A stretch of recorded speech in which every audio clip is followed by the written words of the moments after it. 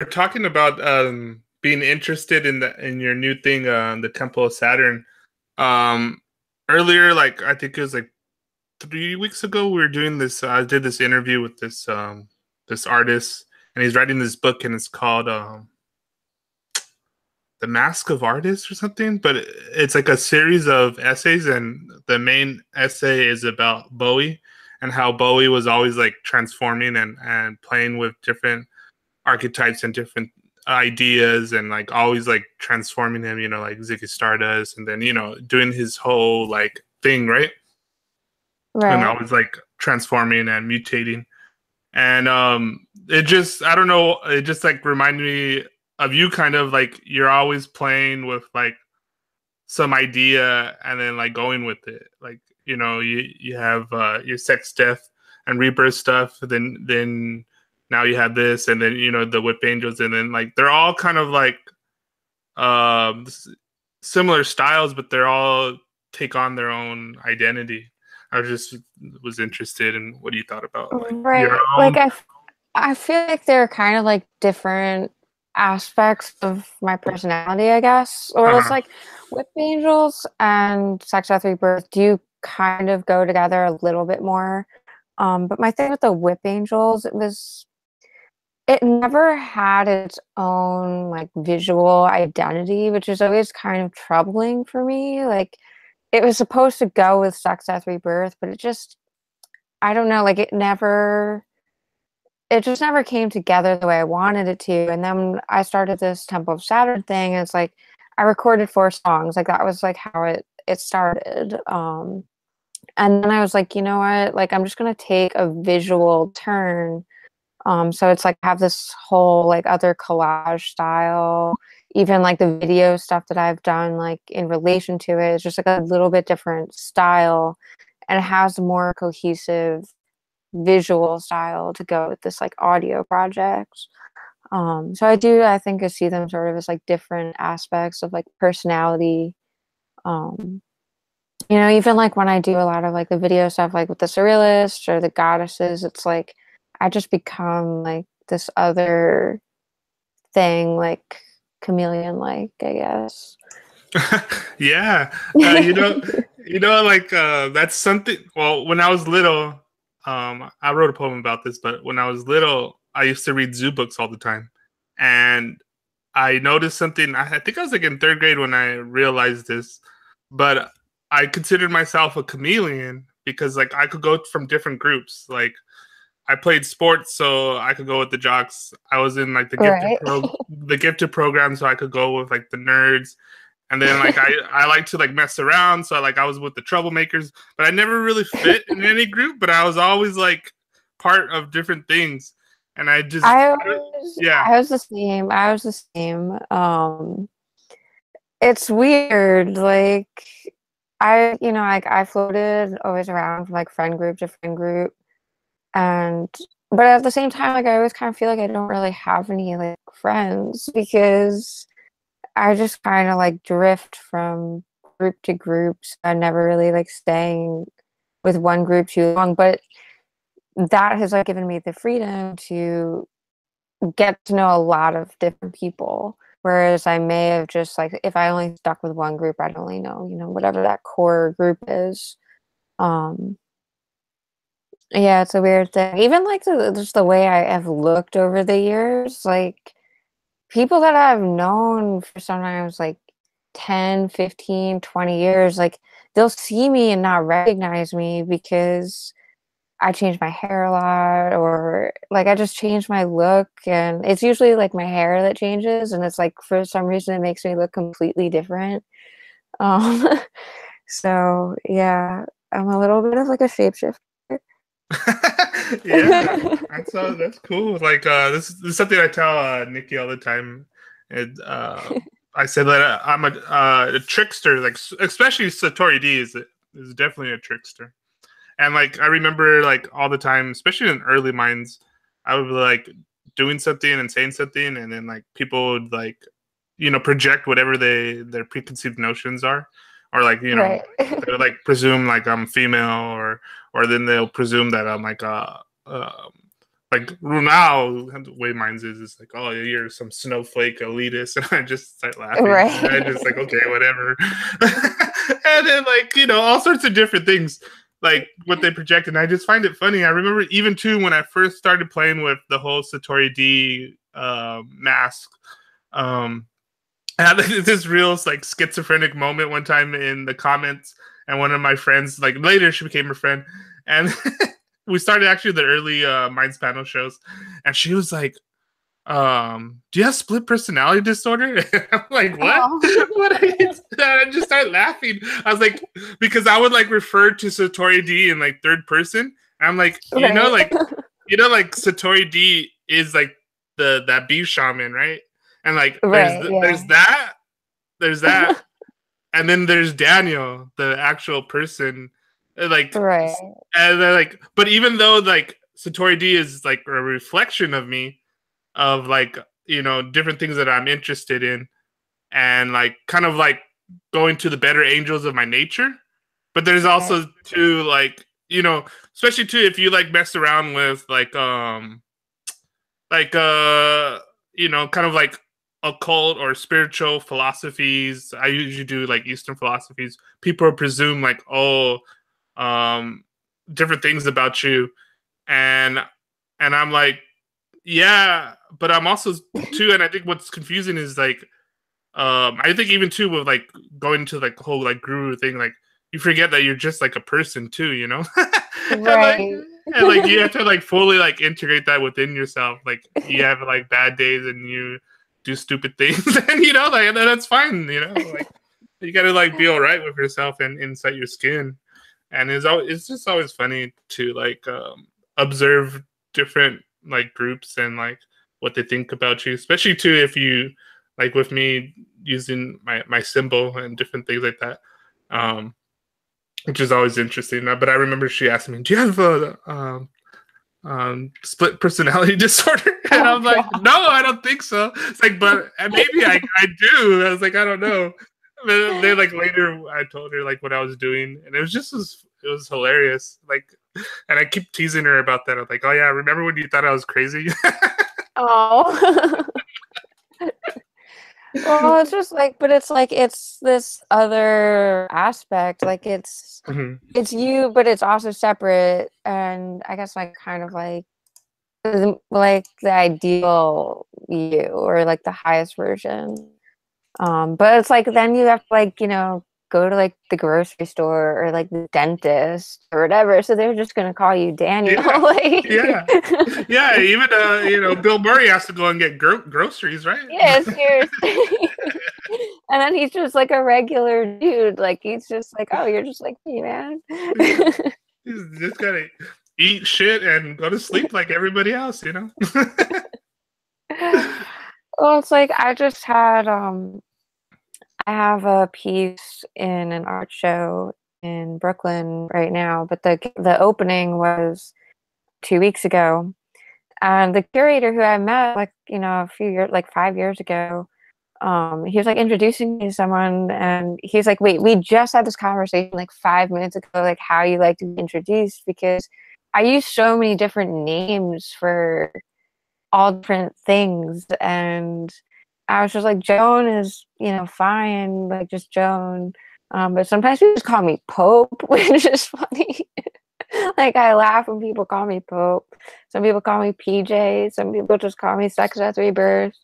Um, so I just, I go a lot of different names. Like sometimes I say my name's Angela. Like, like I Yeah, just because that's just like a spin off the Whip Angels. It's just like, oh, Angela. Um, but in a way, like I kind of just feel a little bit nameless. So that's why I use a lot of different names. Um, like it doesn't really matter, yeah. but it makes it easier. Like you have to give someone something to go on because it's just easier for conversation or to refer to you as when you're not there. But I don't know. Yeah. It's funny too because like early on the show, right? Like people were thinking that I was like kind of like a Nazi about my name. Like, oh, do you Oh, want me to call you like Daniel and like out you in front of everybody and this and that? I was like, no, I don't care. Like, whatever you're comfortable calling me, Daniel, Satori, I don't care. right. Especially in the beginning when people refer to me as Satori, like on the show, I felt weird. Like, I was like, what? Oh yeah, that they're talking about me. And then like later, it was kind of like cool, and like everybody's kind of like different, right? So like people, because they get used to it, and then they call me Satori. And then like I remember one time I hung out with Missy because she lived in San Francisco, so we met up down here in LA. And then so in real life she was calling me Satori, and I was like, dude, call me Daniel. Like, this is weird. That's fucking great. And I was like I was all stoned, and then we were just like I was like talking. I was like, like you call me Daniel, right? Like, this is kind of like really like a really like mind glitch for me right now. But she was like, I just so used to it, and I'm like, okay, whatever. But like for some people, like for her, that was kind of like a term of endearment. Like, she knows me, and that's just like Right. how she refers to me. And then other people too, like Kevin, will refer to me as Daniel or Dan, and that's like a term of endearment too, because like he knows the real me, right? Right. Not like this whatever internet persona thing that Satori D has his own little life. Right. And so like either way, it doesn't matter in any sense, but it's always just kind of funny. That's actually why I like Eastern philosophy so much, and like the Tao, and it says like the Tao that can be said is not the true eternal Tao, and then it goes into Right. like all of these are maps and masks that we use to point to things, but they're not the actual thing itself. And which is always pretty interesting. And I think that's why maybe different people, and I think that was the whole point of that one guy's book, going back to that book that I had that interview with that artist, and he was talking about how there's a line too. He went with like Bowie, and Bowie was constantly playing with different masks and different personas, and like even embodying them, right? Right. And he to able to do the stuff that he was able to do it.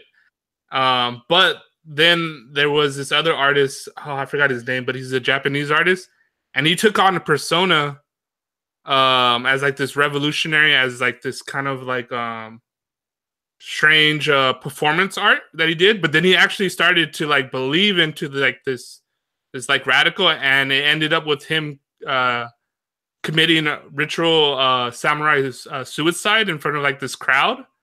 And so like this warped side of it, right? Like he gave so much into his mask that he actually ended up like sacrificing his real life for that performance Wow. art.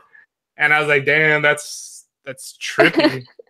But in a lot of sense too, like I think the only difference between like especially right now, a comedian and a politician is that the comedian knows that he's joking, and the politician doesn't know that they're joking. Right. Yeah. Amen to that. It's like I mean, sometimes like especially Trump, he gets me frustrated at times, but I just laugh, and I find it funny that my mom gets really like sincerely pissed off all the time, and other people too that I know, and I just kind of like, oh, like, yeah, there's so many different problems, but that's like with anybody too. And I was like, you just gotta laugh at it. He's like, seriously, look at him. He's a cartoon character. Well, it's like, like the whole idea of like wearing different masks and like, someone like Bowie, like Mhm. always like regenerating basically. Um, like I feel like it's almost like that's the quest for like the true self.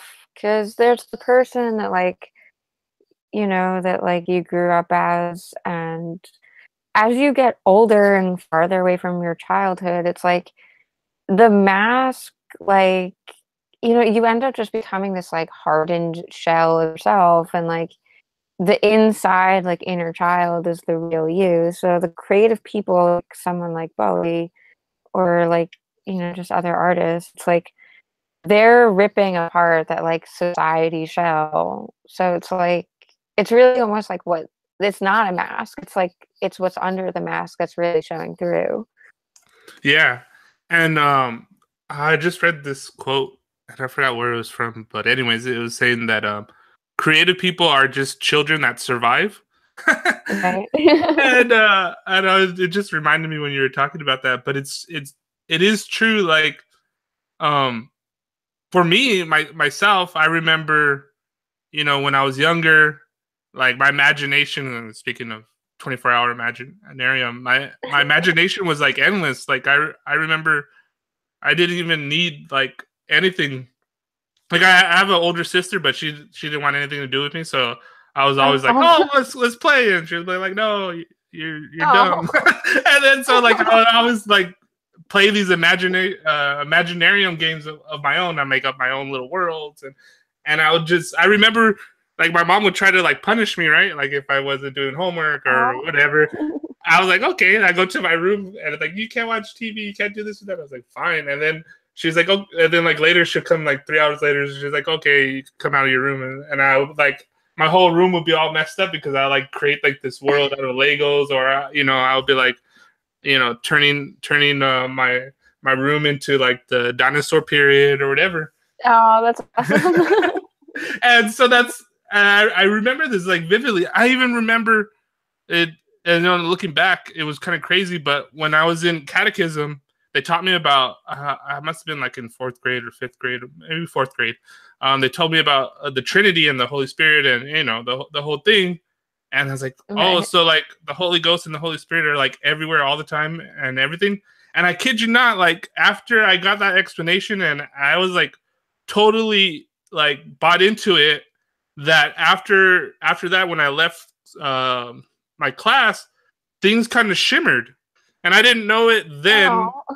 That I knew, that I kind of like know now of my own like meditation experiments and psychedelic experiments. It's kind of like that Aldous Huxley thing, when the doors of perceptions are cleansed, everything will appear to man as it is infinite. And Right. that kind of like what you're saying is like, we take these masks seriously, right?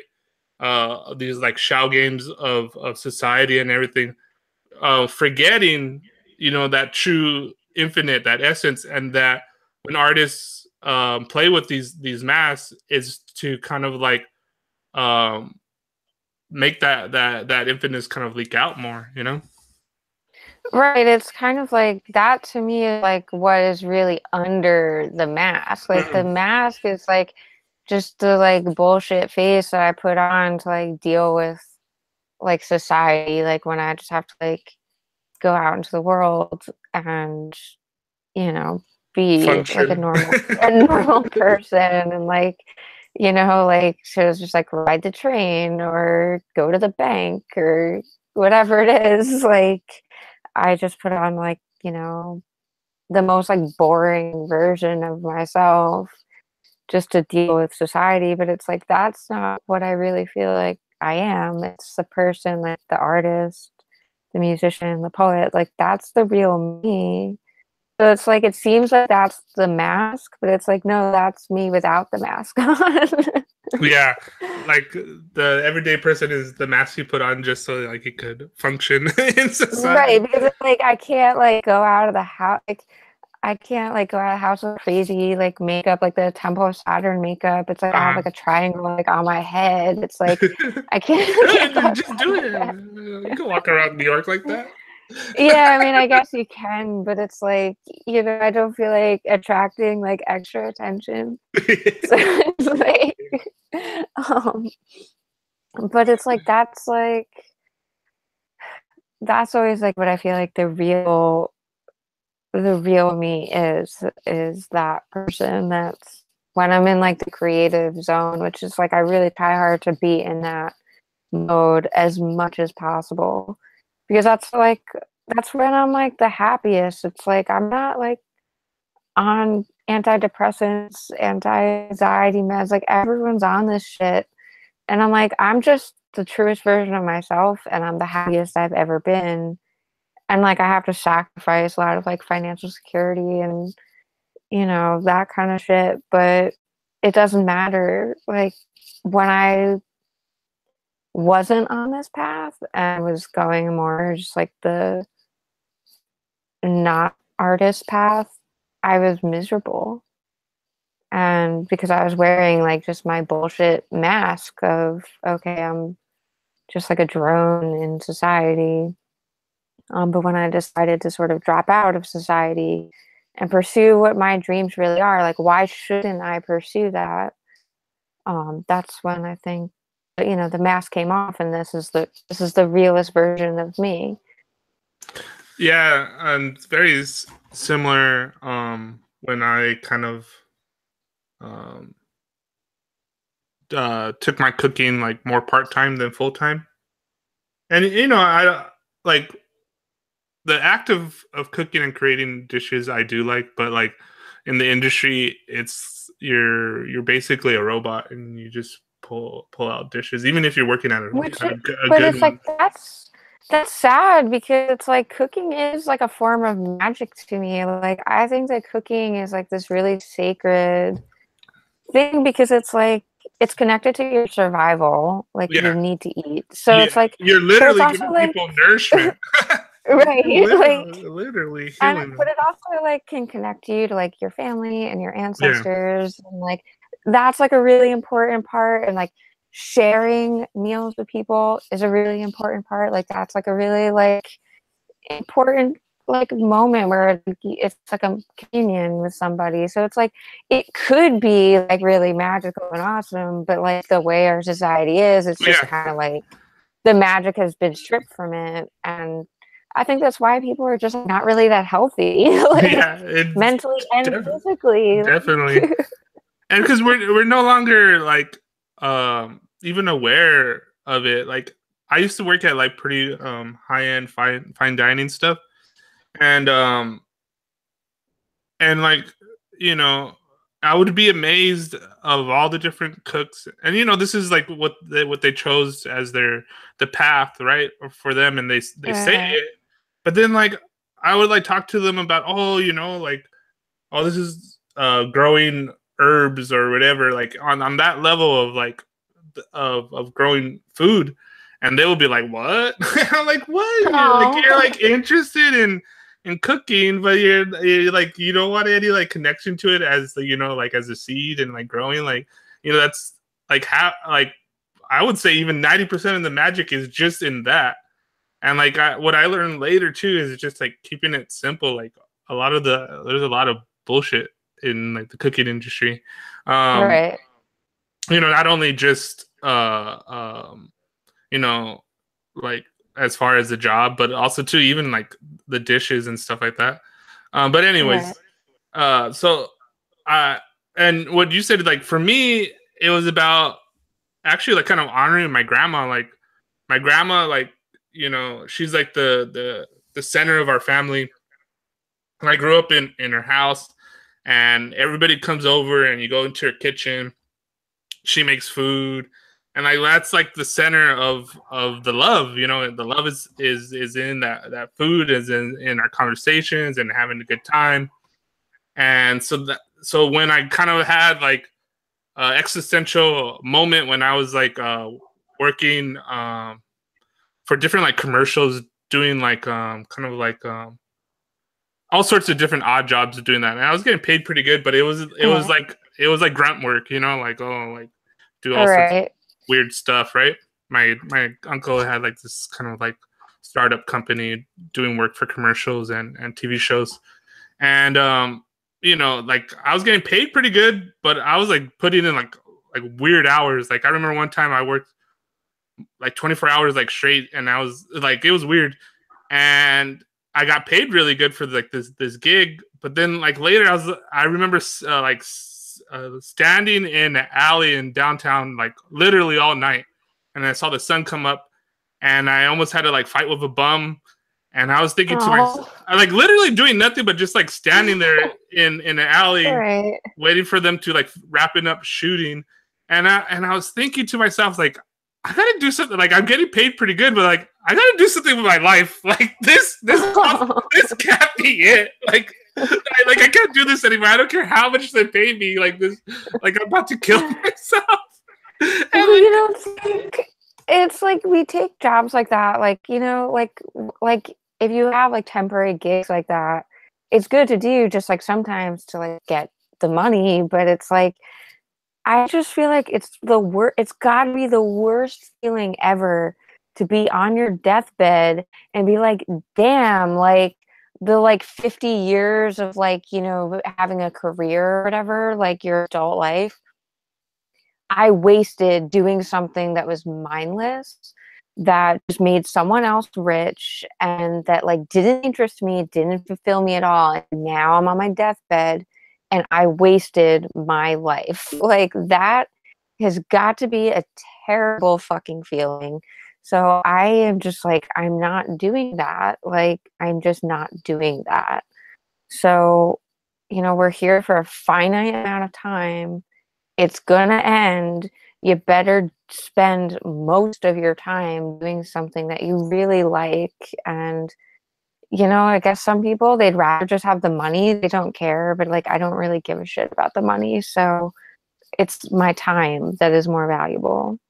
yeah, and definitely that's it. Like, and you know, it's still hard, you know, at a certain level, and I think too, it's just kind of short-sightedness. I know, especially for me earlier on in my life, it was short-sightedness. I just didn't see like it as a like oh like this artwork stuff is just like something you do as like a hobby or fun. And then like later, I figured, you know, like dude, like no, this is like you know, Missy told me one time, it's like, you know, the stuff that you do when you're procrastinating is probably what you should be doing with your life. And so like, Right. and so like every like time I was like killing time, I was either writing little poetry or messing around with something. And I was thinking, you know what? You're goddamn right. Like, fuck this. Like, I could do that part time and then like figure it out. And you know, like Alan Watts has this really good thing, and it's like, what would you do if money wasn't an object? And this is like a question he used to pose to people, and then so they say like all these kind of different things, right? You know, like artists or whatever they're really, really like interested in, they say it, Right. and then he asks them like, why aren't you doing that? And they're like, oh no, you know, you can't make money in that, or you can't, you know, make a living off of that. And he's like, you know, um, he's like, anybody who becomes like a master in whatever they do, like later they'll find out how to make a living doing it.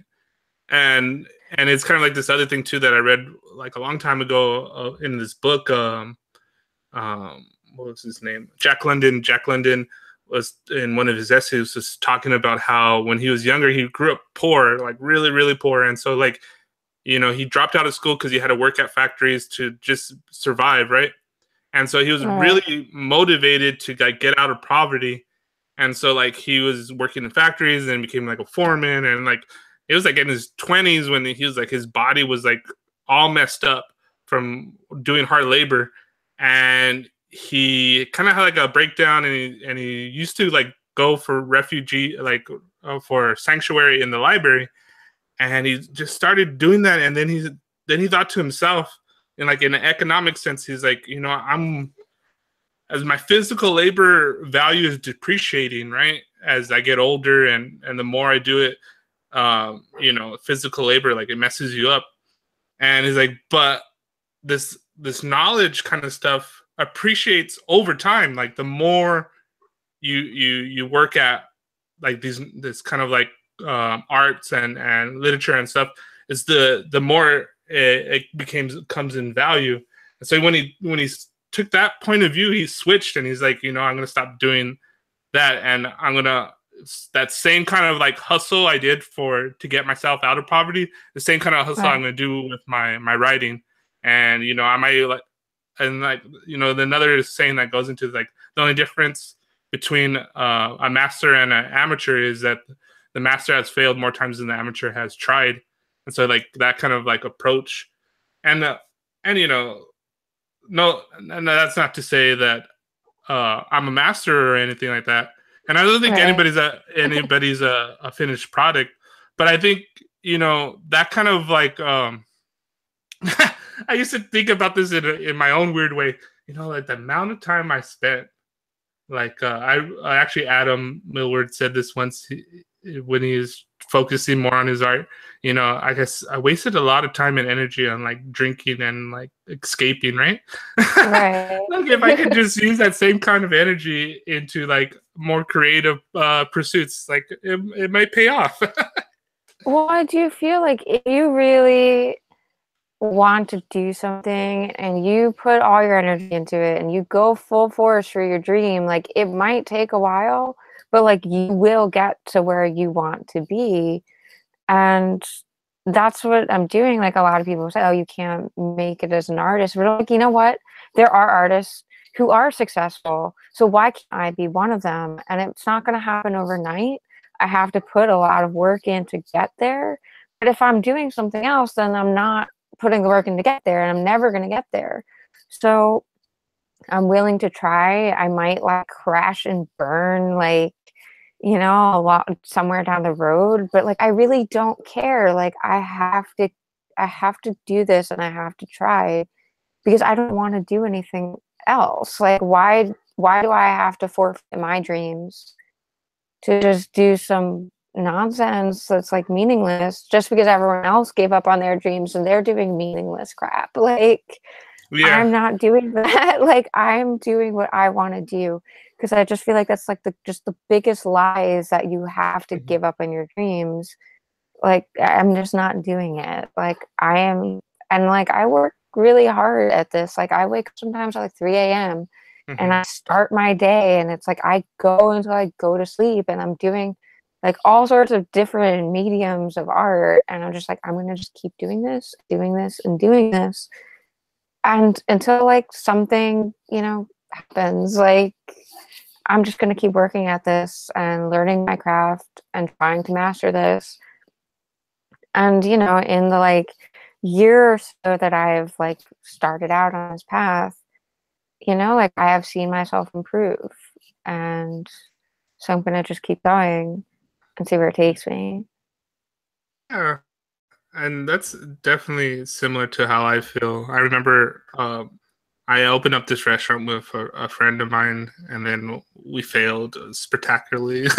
But it was cool when we Oh. did it. But so like afterwards, like literally, that's like all I did was like wake up and go to the restaurant, and it was a lot of work. But I also like it was kind of fulfilling in the sense that I wasn't like doing all this work for somebody else, but I was doing for myself and then for my friend. And then we failed, but it was cool to get that experience. But then later, I was like, I need to take a break. Like I literally have, I literally haven't been doing anything but waking up and like cooking and waking up and cooking. And I was like, I'm just gonna chill and relax. And then that's when I remember one time a sous chef of mine said, "Oh, this is the only thing that we know how to do," and it felt like really sad. And I didn't say anything to her, and that's fine for other people. But I had like this once again another like existential who am I and what have I become type of moment. And I was like, this is not the only thing I know how to do. This is not the only thing that I'm interested in. This is not the only thing that I am. Like, this is a part of me, yeah. But I also am interested in other things. I'm also like to do other things. I also think I'm somewhat good at other things. And there's things that I want to get better at. And that's when things started to kind of like, and then like later on, that's when I started like playing with the persona Satori D more and doing these, different things like hooking up with doing mixed media for other places, like just doing video edits for like blockchain um, people, and just doing different things and like you know, and I was just like, you know what, like I really stripped down on like all my expenses, like I don't own a car anymore. I don't even have a phone bill. Like the only expense I have is my computer and my internet. and eating. Right. I mean, it's like but it's like those sacrifices are worth it. Yeah, Like, and I like just feel like it's just worth it. Like, I don't live like a luxurious life and like I have to be frugal, but it's like actually just a better way to live anyways. Like I was telling a friend yesterday, I was like, you know, I lived with my grandpa like for the last like few years of his life and he was like a depression era kid. So like, he was like, my family always had food. Like we didn't have a lot, but we always had enough to eat. So he taught me like how to cook and my like groceries like for like me and my husband, I spend between 15 and $30 a week and that's like 3 meals a day. I like am able to make stuff that I can like freeze and like save for another day like and I'm just like you just have to make everything from scratch, buy things like on sale and like plan your meals and stuff ahead and I'm like so I don't know, like when people are like don't know how to like eat cheaply and like what the hell is wrong with you? Because I'm like I can get by on 15 to 30 bucks a week like eating for the two of us. So like it's possible to do, but I had to learn how to do it. Like he showed me how to do that. Um I otherwise like because before I lived with him and I was like, just kind of starting out my adult life and living on my own. Um, I just like feel like I wasted food all the time. I spent a lot more money on food, and it's horrible to waste food. Um, but then when I was like learning how to just like with just like a couple ingredients, you can make like a ton of stuff. Like with your extra vegetables, like make soup and then you could freeze that and like have that for like lunch another day. Um, just it's so important to be able to learn that skill. So it's like if someone like has someone in their life that can teach them that, like take them up on it. That's my advice to all people. yeah, and that's really how everybody should be kind of living more. And the same thing with me in a very similar situation. Um, my grandma that I was referred to earlier, she grew up like on the like a kind of like a migrant worker on the farm. Um, she was born in New Mexico, but she grew up like her parents were migrant workers on a farm. And man, this is one thing I love about cooking and cooking, especially with my grandma. We make tortillas. And everybody in the family is like, "Why are you guys making tortillas? It's so much work, blah blah blah, this and that." And I just like, it's just not. It kind of is, I guess, when you could just go buy them in the store, but they're way Right, but a different. million times But cheaper to make yeah, them like, and but more enjoyable. yeah, not only do they objectively taste better, but it's like you guys don't understand. Like part of it is this process, and this is another thing I wrote about too in a poem once. But anyways, I'm like in that moment when me and my grandma are making tortillas. She's not my grandma there. She's Jacinta. We're two Right. just people, and she tells me stories like I know like all her stories, and I'm always like the stuff that she tells me of like how she grew up. I was just like, damn, grandma, you're a beast. Like I But can't it's even like that, but imagine. that's amazing. Like that is so cool though. And it's like the food like is becomes like sort of this like I guess like a medium to have those conversations. Yeah, And you get to like it's like she passes that knowledge on to you through the food and like you can take that and like pass that on to like your children, grandchildren, whatever. And it's like she probably like learned from like her mom who learned from like her parents and and so on. And like that's what's like really cool about it. Like it just yeah, connects you to your family and your ancestors, like people that you didn't get to meet. You like have that little strain, like, through the meals that like your family passes down. for sure. And that's something too. Like two things about my grandma. She's sneaky funny. She's hilarious. She like and she doesn't say this in like in a bad way, but she like she's like, oh, we're so spoiled and like it's like I remember when we used to like wash clothes by hands and like Oh, I'm so spoiled. Like we used to like grind our own like corns for masa and like all this kind of stuff. And she is kind of like That's like awesome yeah. though. I was like, damn, that's cool. But like she doesn't say it like, oh, you like some people will say like, oh, you like you kids these days are like brats or don't know how hard work is. But no, she says it in this way that's kind of like funny, like where she's like disappointed in herself. She's like 89 years old and she's like, oh, I'm gonna go and like grind my own corn. Masa, like damn, and, like the way she says it, I just start laughing and I'm like, I get it though. Like I just feel like it is all right. Like it is a lot of work, but it's like it just connects you to what you're eating, and it's like it just. I think it makes a difference to us on like just a spiritual level, like to be really connected to your food, like that. It's just important. Like, and I think we're just missing out on that. Like people sometimes will be like, "Oh, you should try Blue Apron," and I'm like, "No, I'm never gonna try Blue Apron because I don't need Blue Apron because I know how to like shop on a budget and like make my own food. Like I learned how to cook, so like I don't need that." And like, some people they just don't have time. Like I get it. Like, not like knocking people that's all they have, but I just think that people would be happier if they, like even just like grow their own food. Like there's like something really awesome about like having even just like a really small garden, and even if you just grow a couple different things to like, nurture your plants and, pick your vegetables and then eat them. Like that's so yeah. awesome. Oh man, I have this. So like in between doing all this stuff, like working in the industry, I used to hold these brunches for like my family, and then my mom. She works at a school, and I used to work there at the school too. So I was part of that community, and so we'll have them over, and we'll have these brunches. And I had my cousin's little daughter. She was probably like 3 years old, and she was in the backyard, and she was like, "What's that?" And like everything, all these plants. I'm like, "Oh, this is basil. This is cilantro." And then she goes, "What's that?" And I'm like, "Oh, that's a carrot."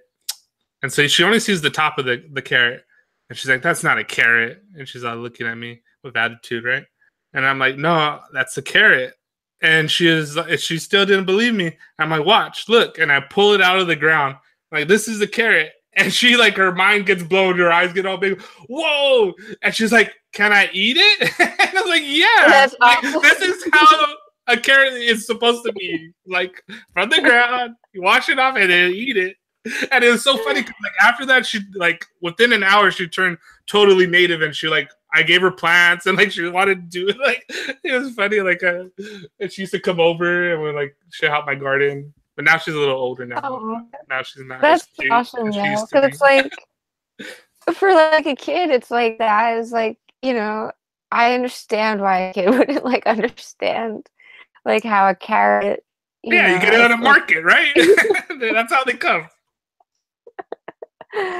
but it's so cool. Like I really I just like there's something like really like simple and like, joyful about like going out to my garden with like my little basket and filling up my basket with stuff, and it's like, well, I'm gonna make this now, or like I have peppers, I pickle them usually, um or just like throw like there's nothing like better than like a homegrown tomato. Like tomatoes at the store suck. Like they're really like not that Yeah, good, they're all but like like waterlogged. They have no flavor. yeah, They taste. they're really not that good, but it's like a homegrown one is awesome. Like so I'm like so looking forward to like when they're ready. Like Yeah, that's cool. And that's like something. Yeah, I have a small like herb garden, but I make my own like salsas and sauces. So I have like garlic and onion and tomatoes. Um, nice. yeah, and everybody's just like I remember one time. It was even at the farmers market. So we're at a farmers market. I had a stand, and my partner's friend came by to the stand, and I was making him this because I have a persimmon tree, and it's like this huge persimmon tree, and so like once a year when they're ripe, like I have a shit ton, like more than I'd even know what to do with them. So I was making like all these like different things. I was making persimmon bread, and I made this like really simple persimmon like kind of like fruit salad type of thing, and it was really, I forgot what I paired it with. I think I put apple. So it was like apple, persimmon, honey, and a splash of lime, and that's like it, right? That's awesome. I was eating it as a snack, and my friend's partner came over and he was eating it. Like, oh my god, this is so great! This is so great! And then he's like, well, how do you make it? And I told him what I did, and I was like, the key is, well, one, it's my persimmons that I have for my house, but two, right. you let it soak in the citrus just for a little bit before you kind of ceviche it. Right. And then so that's what I told him, and he's like, oh, I'm gonna buy persimmons from a stand, and he buys the persimmons from the stand, and then next week he comes back to the stand and he's like, I tried to make that salad but it didn't like work out.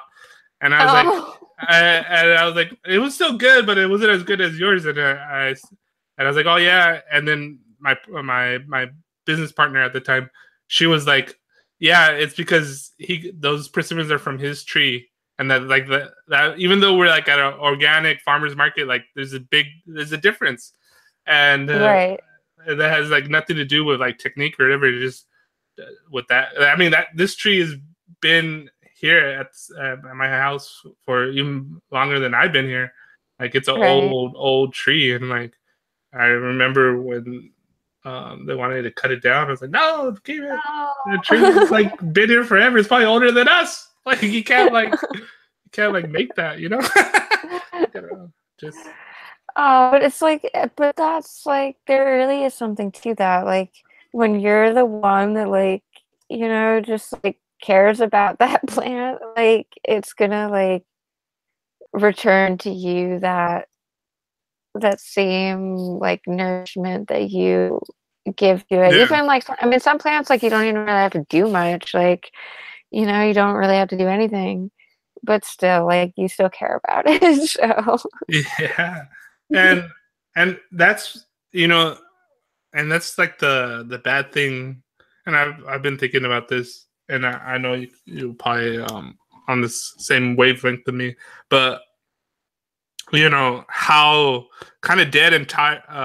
That's why I'm kind of like have a bias or a pet peeve against like religions, because they're all dead and empty. Like prayer used to be just you focusing your attention on, like if you pray before food, it's to like honor that food and that life cycle, and being in touch with the whole death and rebirth of what life is, the cycle of life. And the same thing too, like that's why we had holidays, were to honor the seasons, and to make sure like the crops were bountiful, and not like holidays to like buy stuff or like give gifts to people. Like they were totally out of tune with like what actually the intent and the magic and power of what they were initially for, Well, just like it's the same thing. It's just like where we're disconnected from our food, and like even just like the food supply. So it's like that's connected to nature, and like religions were like originally like connected to nature and like the cycle of the year, and the cycle of like crops like growing and dying, and the harvest and all that. Like we're so disconnected from that, and I think that's why like modern life just seems so meaningless for so many people, and they just fill it with garbage. Like, oh, like you have Thanksgiving, and then the next day after this like day is supposed to be like this appreciation for like the harvest and your family. Yeah, you go kill people at Walmart, like because you're like, I need that TV so bad that I'm gonna like trample a pregnant woman. Like that's like the level of like where we're at. All in the name of Jesus. Yeah, seriously, like where, like what it happened. Like, so it's like even, like my family, like we do holidays and it is supposed to be, it is more like family oriented, but it's still like, it just feels like bullshit. And like, I hate, like, I don't know, it's just like the magic is really like gone from the holidays for me. Like, because I just sort of watch the whole world like make it all about consumerism. It's just really disgusting. Yeah, definitely. And this kind of brings me back to one of the things that I've been thinking about. So, like, originally, 24-hour Imaginarium was this like event that Dale, her handle on mine was at the wild card. But anyways, it was actually 3 years ago now. Damn.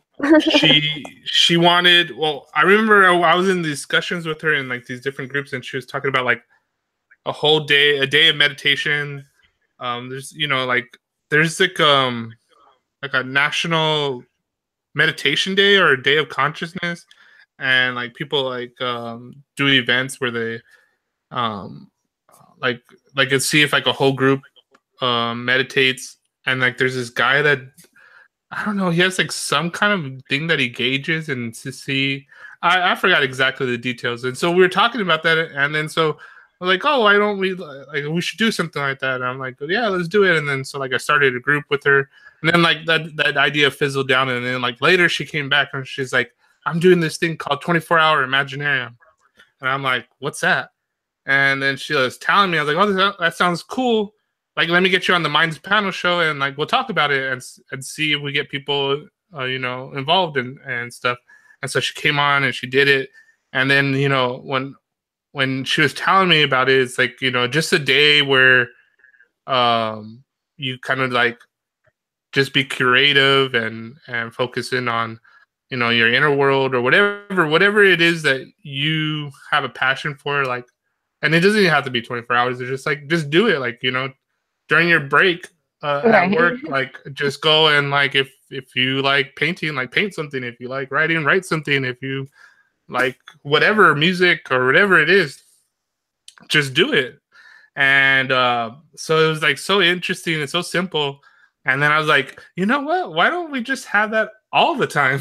And then that's when Infinite Imaginary like first came about.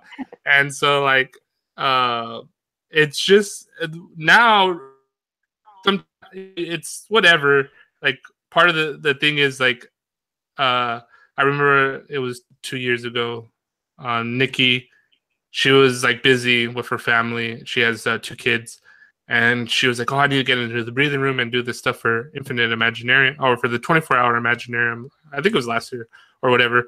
And then she was telling me about like how she felt a little stressed or whatever. And then her kid told her, "It's like, Mom, it's like, why do you need to be in that room? Like, why do you need to do that and this and that?" And it was like, aren't you like anytime you're like kind of like dreaming or imagining or being creative, isn't that what the Imaginarium is? And she's like, you know what, you're right. Like, so like all this stuff doesn't matter. It's like, anytime you're just like curious, anytime you're just like, wandering around or whatever, that's like engaging with your imagination and the Imaginarium.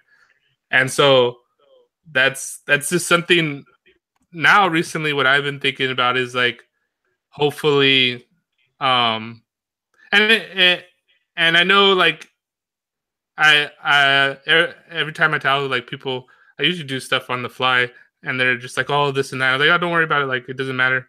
And just like I want to like keep on like bugging and pushing you with this idea, and whether it happens or not.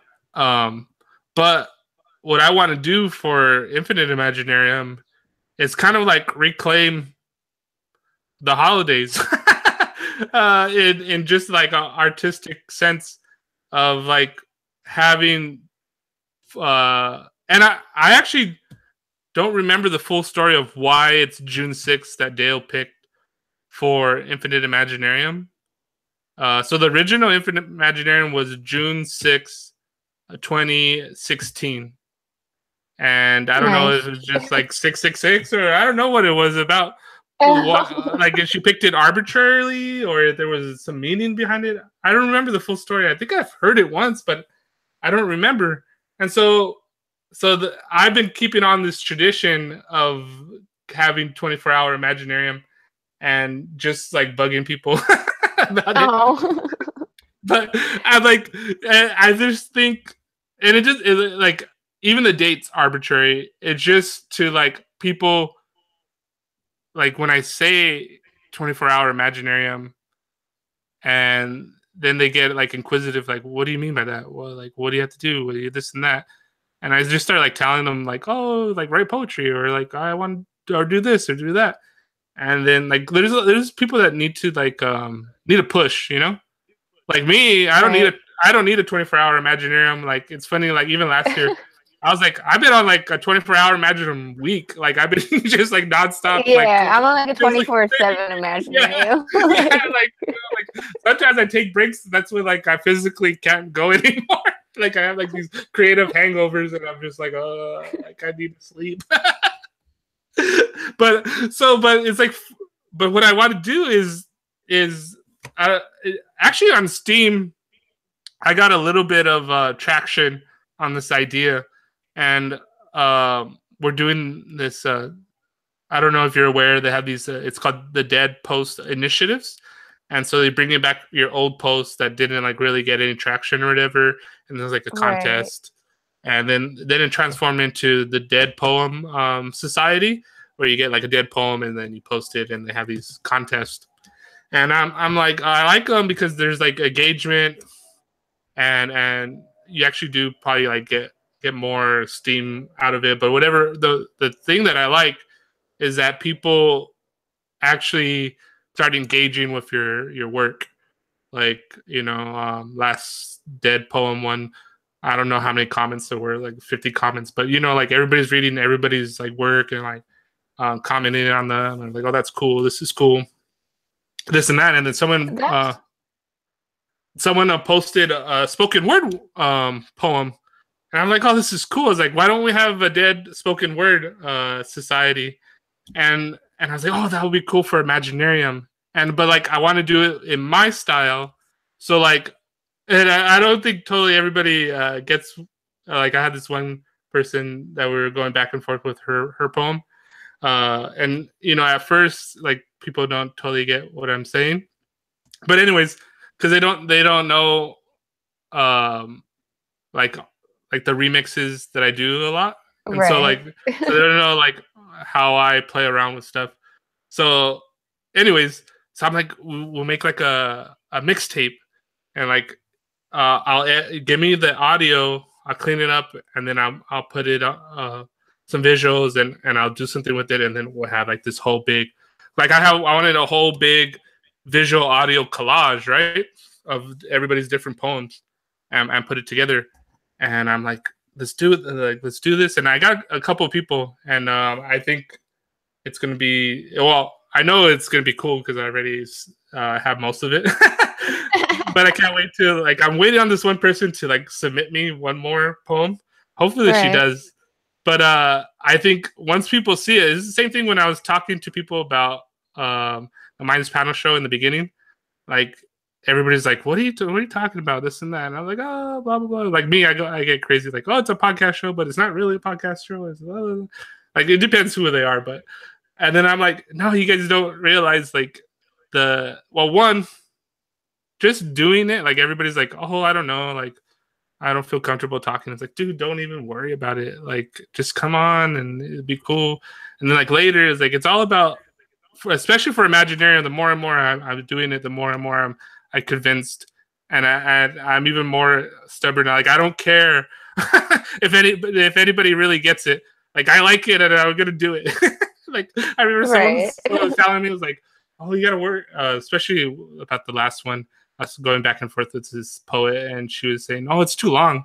It's like people's attention span and this and that." It's like, no, it's. And I didn't tell her this, but I was like, no. I like in my own head, I was like, I wanted an epic. Like, I don't care about normal people's attention span.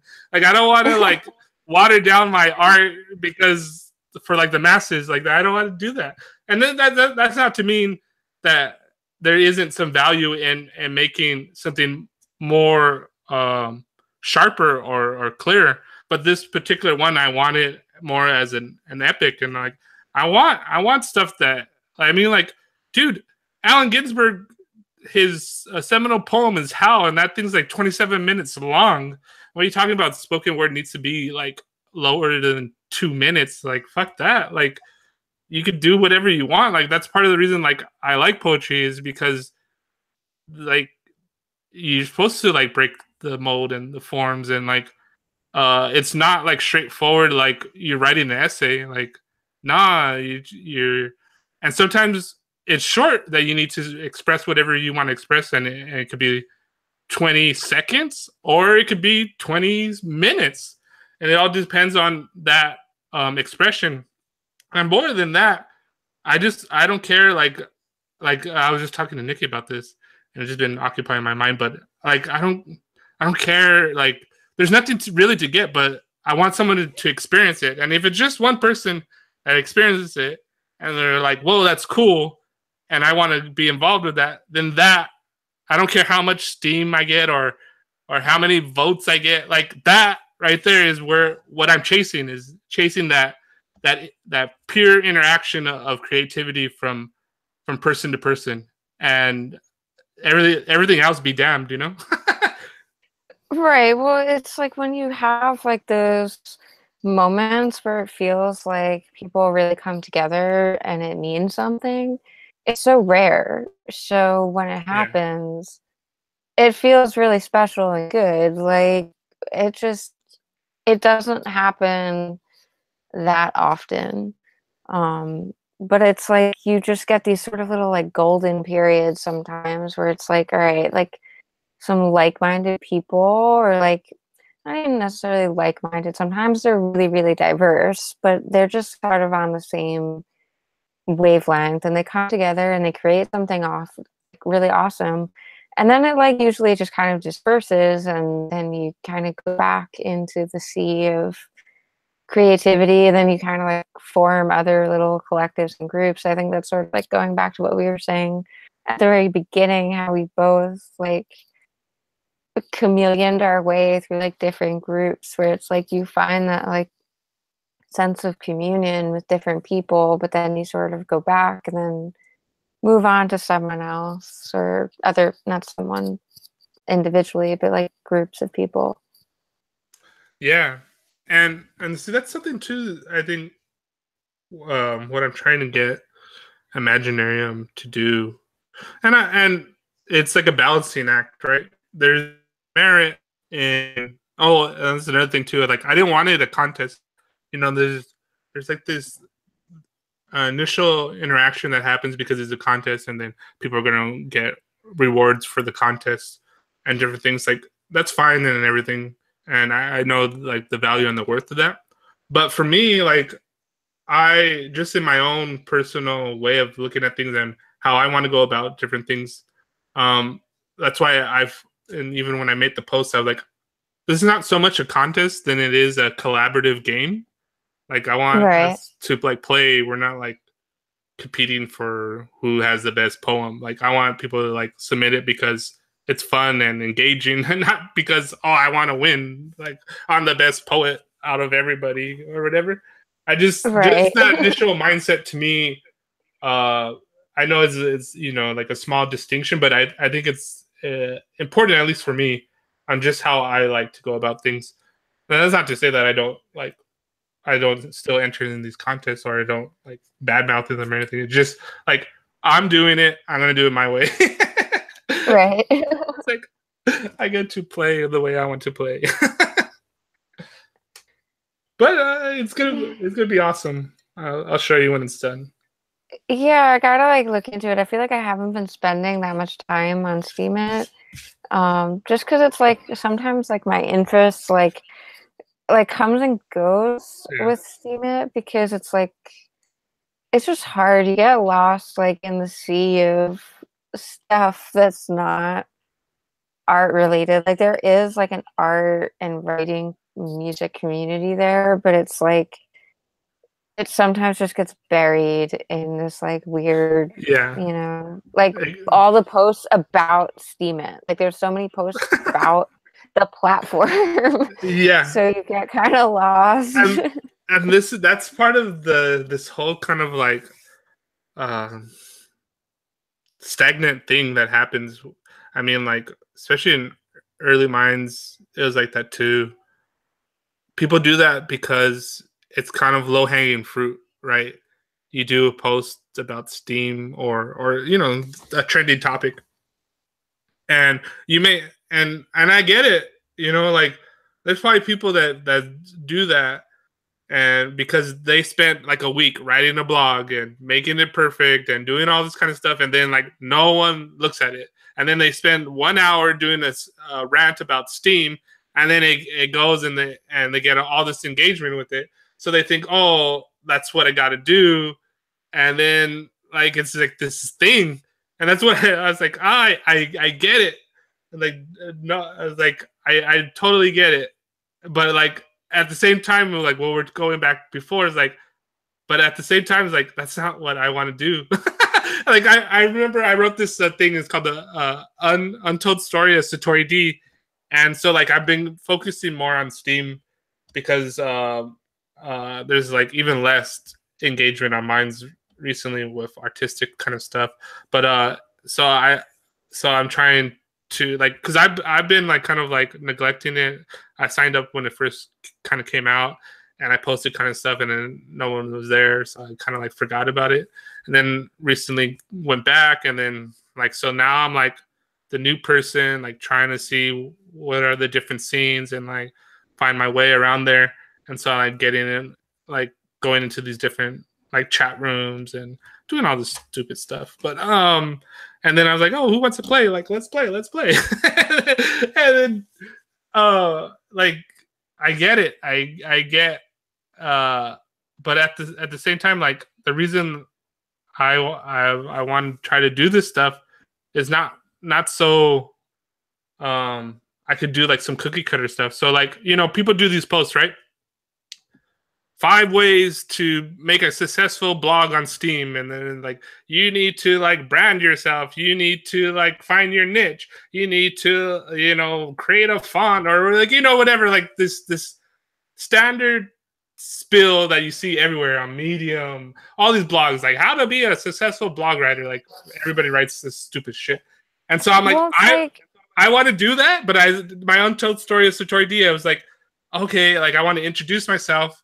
But part of me being authentic to myself is that I do all this different stuff. Like, there's not like one niche that I want to do. I do video editing, I do poems, I do weird stuff, I'm interested in blockchain, I'm interested in all this kind of stuff. But that's the authentic me, not right. like this like branded version of me. Well, it's like those posts about the platform are really they're useful when you first get on there, because it's like, all right, well, how does this work? Like, because it is confusing. And, I think a lot of people, like, I've tried to get other people to join the platform, but there's like a learning curve, and it's just like intimidating, I think, for some people. Like, even when I had first signed up, it was like, I signed up, I made like a post or two, and then I was just like, oh, I don't really know how this works. So I sort of abandoned it.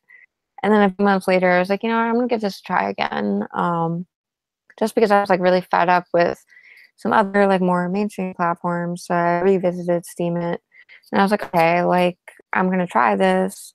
And I was like, there are like some really great people on there. It's just like, it's difficult to sort of weed through like the excessive amounts of just posts about the platform.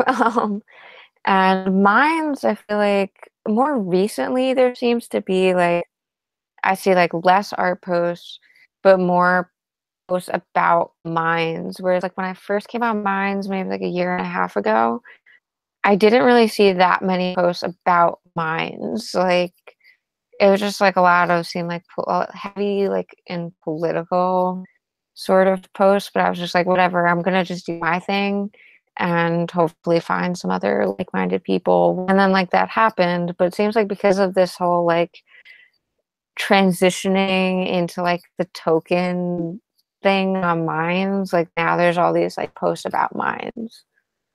Yeah, and that goes back to that thing about, you know, I remember one time I was doing this media work for this other blockchain project called Scenario, and we had this author on, and his name was Douglas Rushkoff, and so we kind of like telling him about the whole like, you know, what we're trying, what the group was trying to do, something similar to Steam It.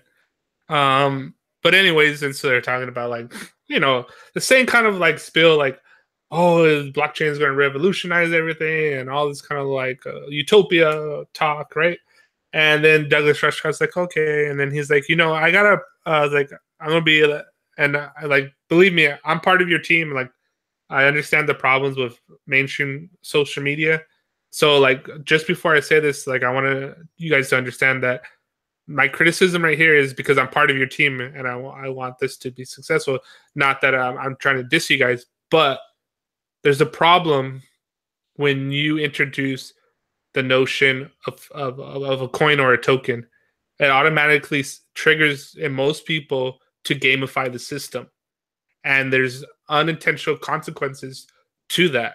So if you do really want to revolutionize social media and this and that, you got to think about how that's going to affect your community and how people are going to interact. So, and I remember when he was talking about this, it's definitely true. Um, you know, so people want to gamify getting tokens, right? It's a game. I gotta get tokens. I gotta get tokens. And how do you get tokens? Well, do I spend a day researching and writing a good blog, and I make one blog, and I get what, 5 upvotes, or I could do a meme in 3 seconds and post that up, and I get 40 votes. Well, shit, I'm gonna do a meme, and the more crude, the better. Fuck it, let's just start doing it. And you know what I mean? Like, and that's the darker side of this stuff. And you know, there's power in trying to empower people that are making content, right? Of trying to get some value or some kind of like stake in the actual thing. But and I don't know. I there are interesting things that I've seen on Steam, of these groups that are like self-organizing themselves to kind of have like collectives. You know, like there's the bid bots where they're, that's how people actually, the people that make the most money are doing these bid bots, right? So you pay them to, which like, is just like, yeah, it's very annoying because I'm just like, you know what, like your content like probably sucks, like it's probably garbage, and like you're just manipulating the system. So then it's like, oh, you have this like really like high valued post, but it's like literally about nothing, or it's just like ripped off content, like it's nothing. Sometimes I see people have really good like original content, like utilizing those bots, but a lot of times it's just garbage. And I was like, you know what, like I'm not doing that. Like I just like want to post my content, and if people like it and it takes off, that's great. But I'm not cheating. Like I don't care. Like I'm just doing it because I want people to actually like it. And if it's considered valuable because people genuinely value it, then that's important. But it's like I'm not gonna just like pay a bot to upvote it for me. and that those bid bots have this unintended consequence of bearing new people, original content, and you know, Right. and so that stagnates the growth. You know, like I get why some new people, and I've seen some people that, you know, were pretty good, but I think they left because they weren't getting any interaction. And you know, Right. that's up for every individual to choose. And I'm my main goal on Steam is not so I could be Steam famous or anything. My main goal of using Steam is that I generally like creating content and like sharing it. And I honestly, you know, part of my stuff is like I want those people that are kind of like, like me as a fan of other people's work is like I go to like Salvation Army and I look at like you know the discarded records and I find something really cool and I'm like, oh, this is awesome, or a book, and like that's me. That's how I like to like find hidden treasures, and I want that type of person to like find my stuff because that's like my tribe. And so like I'm not too concerned about like, but like I said, like I would trade all like all my views on mine's like I'm not even like I do all right on mine's. It's kind of funny. Infinite Imaginarium for some reason does way better than Satori D, even though it's basically like the same thing. Right. But on Satori D, because I use it more personally, I get way more interactions than I do on Infinite Imaginarium. Even though Infinite Imaginarium, I think because Bill knows it, and it kind of gets promoted like on the favorites or whatever, which Satori D does it. But I know because I post basically the same content, and I look and I get interactions. Like even though like there's 5 times more people that subscribe to Infinite Imaginarium than Satori D, but I engage with people and like have actual conversations with people, and we play like our collaborative games with each other. That when I post something, they like, oh, they actually look at it. I hate like I look at like something that I post, and I might get something pretty good, right? Like 20 people like it really fast, and like I see that it's getting views, but no one comments or no one like says, oh, this is cool, or like messages me or whatever. And or especially too when I used to promote like some of my YouTube stuff, and it'll never translate to the actual YouTube post. I'm like, are they even watching this? Like, I don't care if you're like, I'd rather them not passively vote it, or even not even vote it, but actually watch it, and then them just vote it, and then like go on to something else. Like I don't. think that's the problem. There's like I think sometimes people just upvote it because they just I don't know like bored or something. But it's just like, do you actually like it or not? And I see people on Minds like sometimes complain. They're like, I boosted the post for like let's say 2,000 views, but I didn't actually like get any more interaction on YouTube. It's like, well, that post just showed up 2,000 times on someone's newsfeed on on Minds, but it doesn't necessarily mean they clicked on it.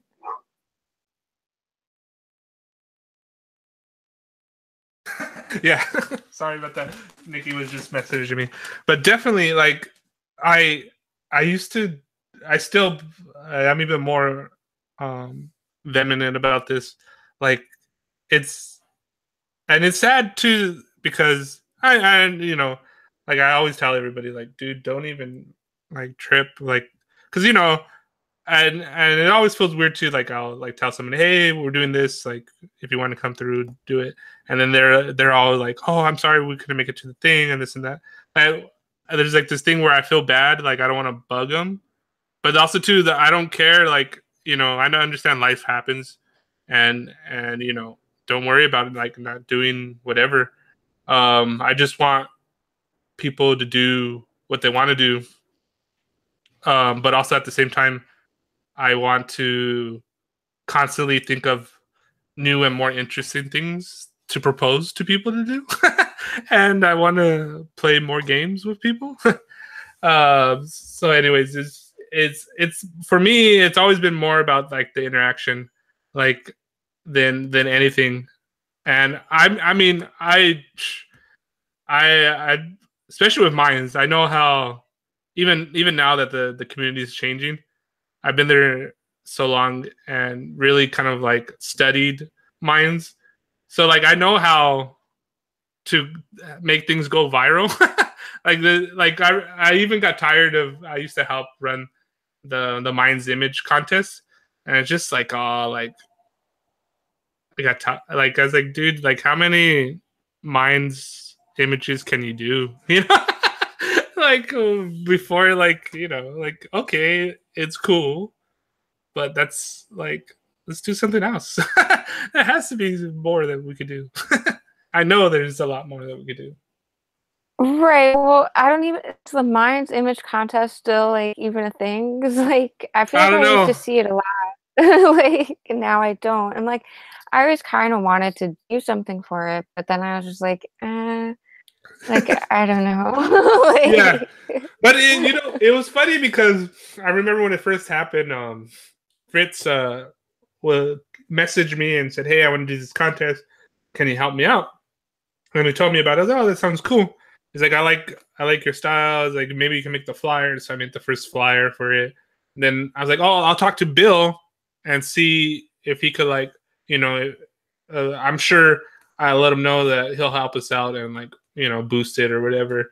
And Bill was like, oh, this is a good idea. Then he sponsored it and he ended up giving us like all these points for the contest. And I thought like, oh, that's holy awesome. shit, That's awesome. it was awesome, but I thought he gave too much points. I was like, damn, don't give us that many points. I was like, Oh, I don't like, and and then kind of goes back to the unintended consequences of it. Like, if you have these big payouts, right?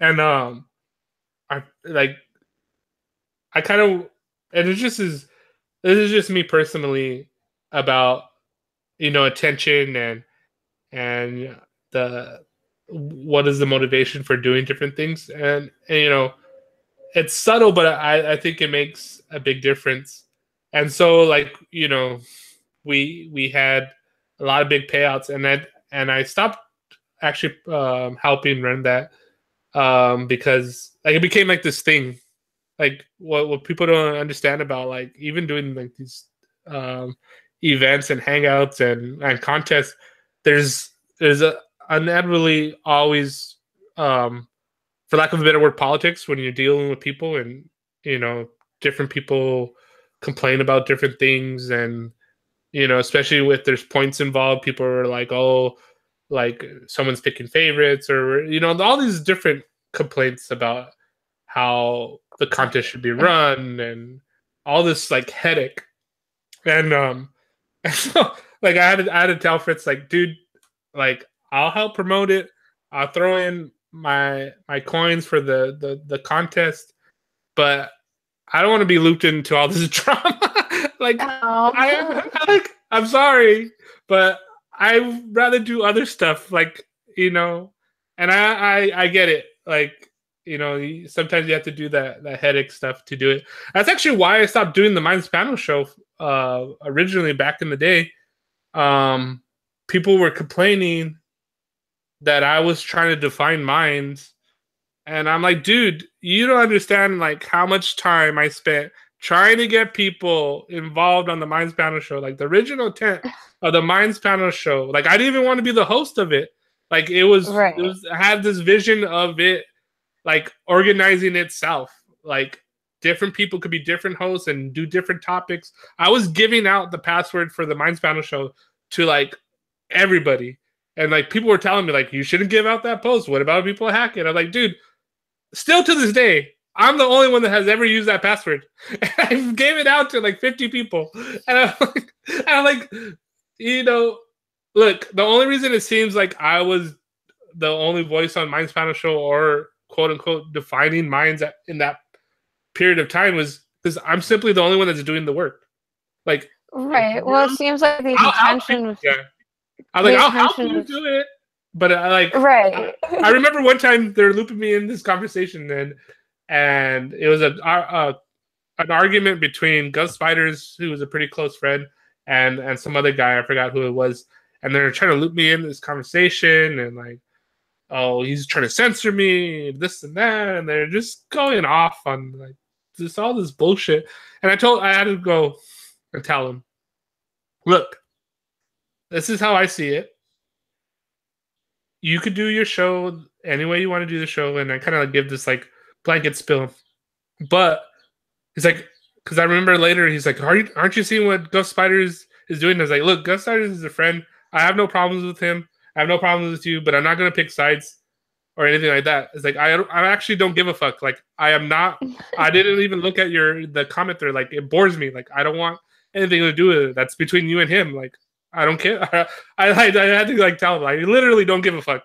like I said what I thought about the situation, and I gave advice. It's up to you guys, and I'm literally done with this conversation, and I want nothing to do with it. You guys do whatever you want to do.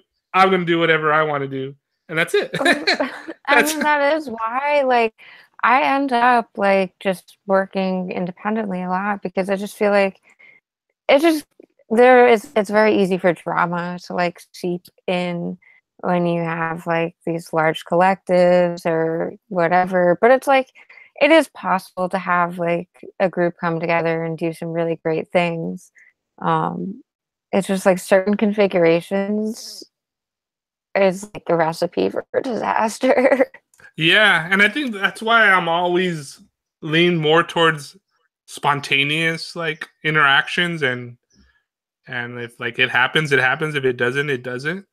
Because I think Right. it's, because even if like you're like, oh, we have a scheduled time for this show, and I have like five people, and like, oh, let's all do it, and they said, yeah, right, and then not, and I say, okay, the show's happening at this time, please be there, and then like something happens and they don't show up, and then I like send them a message and said, the show's starting on this time, everybody be there, and I'm kind of like a Nazi about it, even though because I want the show to run smooth or fine, or this activity is smooth and fine.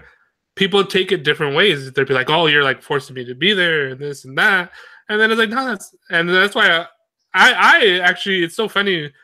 I used to do this too when I was working with kids. I had to. I was running after school care, so I became the daycare director. And I remember when I wasn't the daycare director, I had more leniency to be like whatever about like discipline and rules and stuff. But when I became the director, I had to kind of like be like, oh, and you can't do this, you can't do that. And I remember sitting with a kid and telling him I had to like bench him when he was fighting with his brother, and like I get it, like you got mad, he's your brother, but you can't do that here. And this and that. He's like, dude, I don't like doing this. Like I don't like rules. I don't like disciplining you. Like this sucks. Like I literally, like Oh, I literally like told him that, and I think he was kind of like, oh shit. Like I don't think an adult figure ever told him that. Like I get it. right. You don't understand. Like when I was little, like I was you. Like now yeah, I get it. But like, but what you don't get right now is that I'm not having fun right now, and you're not having fun because of what you did. And it's not like this, like you're a bad kid. It's not all this other bullshit that people usually tell you, right? Oh, you got to behave and this. Like, you just messed up the fun. Like, if you want to continue to have fun, there's certain things that we need to do so it doesn't get messed up. And that's like the same thing I feel about like anything I do with Imaginarium. And that's why I did Imaginarium, because we started like, you know, with the Minds panel show, because I used the Minds like logo, like there's certain things that people started like projecting onto that, and it wasn't that bad, but I just saw like no, I want it more ambiguous, so like people, like the whole purpose is that it could it's your imagination and you can make it whatever you want. It doesn't have to be, like people get into like tribes, right? Oh, I see these posts recently now, whether it's on Minds or Steam It. I found out recently 5 reasons why Steam It sucks and Mine's is better, or vice versa. And it's just like, what the hell? Like, this I is mean, so stupid. Like, both why? are cool. Like, Yeah, they're both I mean, different, and they're both, yeah, they're different. But it's like they're both useful yeah, and worth like checking out. Like, I like trying out, different platforms because I feel like the other people that you end up finding there are like just people who are like trying to, like, I don't know, I think we're like sort of looking for the same thing. Like we just want like something different than like what the mainstream is offering. And so you kind of get like just like the misfits of the mainstream social media networks end up in these like alternate networks. And it's all right, well, we're all kind of looking for something different. And okay, so it's like what do I bring to the table? What do you bring to the table? And you can kind of like just find people a little easier that are on the same wavelength. Yeah, it's definitely about going back to this guy that I really like. Well, actually, it's originally from Tim Leary, but Douglas Rushkoff has this thing, and it was find the others, and that's what Tim used to tell. Like the story is that at a conference, during the question and answer scene, someone this girl she asked a question to Tim, and she goes, you know, I take an LSD, and I had this experience where I kind of get like what life is all about, and you know, all this kind of like revelations and all this kind of stuff. Now I'm just wondering, what do I do? You know, with all this kind of like essentially like a satori and this enlightenment that I seem to have gotten with my experience with psychedelics. And he told her, simply find the others. and and you know, most truths are kind of simple um and true, and that's part of like this thing. I think, you know, what we were talking about earlier is we're, you know, when you realize that everybody's kind of just playing this game, some people realize it or realize not if they had the mask on or not, and that um ultimately everybody's kind of like a reflection of yourself. And really though, when you really dig deep to your own self, yourself, like when I've been in uh the like very weird transcendental experiences that I have had, like there's no self, like there's no actual I, like I'm just like this Right. awareness. And the minute I think about like a thought or Daniel or hold on to that, that's when all of that stuff collapses on me. Like whether it's in psychedelics, whether it's a dream or meditation or spontaneous weird events. But you know, like when you get that really like a more simple one is like you get that tingling feeling of like deja vu or synchronicity, and everything seems to be like unfolding magically. And then the minute you think about it, like, oh, this is cool, is like the minute the magic like dissipates. You know, that's when like the shimmering Right. of the world goes away, and you're like, oh, like I had it, but the minute I try to grab it, it went away. And Well, it's like yeah, that perfect moment, like right when it's just out of grasp is like where it's really at. But once yeah, you like do have it in your hand, it's just like, well, now what? yeah. and and I think, you know, that's part of the struggle with like creating too. I There's this post on Steam It, and he was, I forgot how he framed it, but something about, does enlightenment bring about not having like a fire, you know, like determination of your will, right? So like Mm, when you think you need to prove yourself, especially when you're like younger, I need to do this, I need to do that, and you're like really driven, right? And then like as you get older or you have different experiences, you like realize that a lot of stuff doesn't really matter, you know, like who cares ultimately what like your parents think, you know. That's a lot for a lot of people, drive them, oh, I need to be a doctor, or I need to have a steady job, I need to have a car, I need to have a family, because you know you kind of want to have that approval of your parents. um but it really doesn't matter, and it's okay if that's what you really want to do. But no, people don't even right. begin to question that. Like, is your calling being a mother? Is your calling being a father? Is your calling like I remember I told my cousin this one time. She was staying with this guy that got her pregnant, and she was struggling with it, and me and her were just hanging out. And I'm like, look, don't like, who cares what your parents think? Who cares what anybody in the family thinks? Is like, but I'll tell you this: it'll be a lot better for your daughter if you guys are cool with each other and you love her separate, than if you stay together and you hate each other and you Right. take it out on other people. Like, don't just stay together because that's what you think you need to be to raise your kid. Like, if you're happier apart and you could give more time and love to your daughter, then why the fuck stayed with him? And like everything's like that. Like, why stay at a job because of for someone else, right? Like, oh, because I want to be have a status, or I think this is what my Right. parents want or whatever, and then you just hate it. Or, anything goes with that. And I think, part of the problem, or part of, I guess, in my own little struggle, is what you were talking about. Like, sometimes I call it my creative hangovers. Like, I get like this rush, right? And like everything makes sense to me, and I'm doing all these projects, and I'm doing all this stuff, and everything's great, and it seems like I get it, like everything in the world makes sense and has meaning, and everything's great. But then, like, I finish all these projects, I do all these things, and then out of nowhere, like, I think this has to do with my other like studies, and then just like inquisitiveness.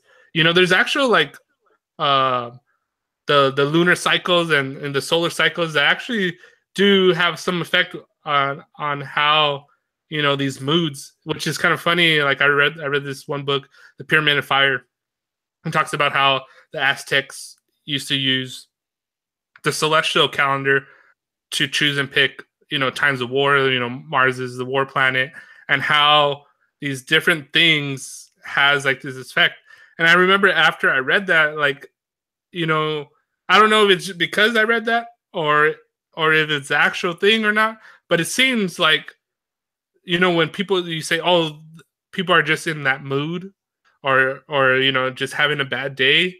And I used to notice this with, like, it would be kind of random, but in some weird cycle, that for some reason all the kids are in a bad mood. It wasn't like because they got in trouble or anything. Like, just everybody's just kind of ticked off today. Everybody's just in a bad mood today.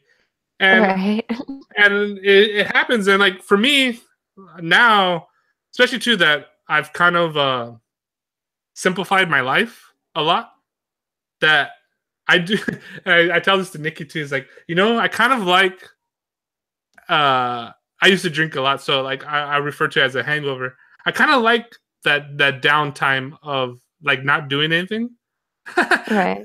And like, like I I guess, the only difference between, you're talking about people taking antidepressants and not. I've never taken any antidepressants, but it's not like I don't feel sad or I don't feel like depressed or whatever. It's just that I feel it and I play with it a little bit, and usually some good poetry comes out of it, and then like I'm done with it, and then I'm ready to move on to something else. Like, I'm like I, and it's funny because when I'm in those moods, I'm like, what am I doing? Like, I always go back to this one scene of my friend. He took acid. We took shrooms and ecstasy together. It was like a whole group of us, and we're on this private beach. And he goes into the sand, and he is on his knees, and he raises his hand to the sky, and he's like, "What have I become?" And it's like this dramatic instance. We're all like high out of our minds, and he's like down on the sand. And I was like tripping out. I'm like, "What the hell are you saying?" And like later, I talked to him. And I was like, "What were you like? What was happening to you when you were doing it?" And he was like, I just had like this moment. Like, I used to be cool in high school and I had it all figured out, and then like now I'm just like floating around, and I don't know. Like, that's what he was saying. What have I become? Like, this existential crisis that he was having. And so, like, in those moments, I play with that. Like, I even joke with him to this day. Like, if I see him and I motion, "What have I become?" Oh my god. Just to tease him. But like, I go back to that time because in those moments, like, I feel that way. Like, what the fuck am I doing with my life? Like, I have no money. Like, oh my god, like, I'm gonna die poor on the streets. Like, like the world starts crashing on me. Like, what the fuck? Like, am I doing? And it feels like everybody else is like doing something and I'm doing nothing. And then it's like, actually the last time I had my moments of that, I actually wrote a pretty good poem that I like, trying to capture it. But then, then I like wake up the next day and I'm like, the birds are chirping, the sun's coming out. Like, let me just go sit under the tree. Let me go like make something to eat. Like, I think there's still like that fear of like, I need to do something. that's still in the back of my head. Like, I need to have this work. Like, there's some image of this like becoming something. But I think at the same time, like, it's all right to not do stuff. Like, there's value in like not doing anything creative, you know, like of just waking up, drinking like usually how I start on my day. Like, I wake up, make some like green tea, make a simple breakfast, and just like, you know, being just like experiencing. There's value in that, and we as a culture think that, oh, you're wasting your time. You're wasting your time. You're wasting your time. You have to do something. You have to do something. But I think, you know, what I figured out over my own process is that you got to let some ideas ferment. Like, sometimes you could be like really pushing at something, just so like, I need to do this. I need to do this. I need to make this show good. I need to do this activity. I need to make sure it's successful. But then like, it's like when you're trying to remember, like you're cramming for a test and you're trying to remember something, or even on a computer when you're clicking too much, like it buffers, right? But Right. if you let it go, like, how many times you say, oh, I want to remember that person's name, or I want to remember that song, and the more you think about it, the harder you can't access it. And then you go and do something else, right? And you're making dinner, or you're driving in the And car, then there and it then is. bam, you're like, oh my god, that was David Bowie. He's the one that sang that song, and then you remember it. And I think that's the important part of the process of creating, at least, you know, what I've noticed in my own mechanics of myself. But I still know that I have the tendency to push myself when, like, so there's sometimes where you need to push yourself, and there's sometimes where it's all right, like where you're not getting, like, it's not going to get any better if you keep on, like, what my phrase is, banging your head against reality. Like, you just need to, like, okay, don't give a shit, like, it's cool. Right. Well, it's like I do sometimes like feel like a sense of anxiety of like, I'm not really like producing as much as I want that day. Or even like sometimes like my husband will like take vacation days and we'll go away, and it's like I'll sort of like have anxiety about like, oh, I should be like home and like continuing to work, but it's like he like really needs a break, and I'm just like, I should just enjoy like the time away. Um, but and like I also will sometimes get anxiety is like when I'm like almost finishing a project, or like I just finished a project, and it's just like, well, now what? Like, now that I have this one thing under my belt, like, what do I do next? And it's like this sort of feeling of dread of like, well, now I have to start at the beginning again. And, it's hard. It's the first step is always the hardest. So it's like, I have to take that first step again. And, that's sort of, it's scary because you're stepping into the unknown. Um, but it is really important, I think, to just like take a break sometimes and to just step away from like what you're working on, even if it means like doing something else. Like if I'm like working on music, but it's not really coming together, to just like, okay, well, it's like, well, now I'm gonna work on like collage, and I'll come back to the music like tomorrow or later or whatever. Just to sort of walk away and then return with fresh eyes or ears, whatever. Yeah. I mean, there's like the dark side, or there's the other side to it too. I don't know the balance even for myself, but I'm honestly constantly poking at Nikki specifically on this, because she's in the sense she's always like, oh, if it happens, it happens.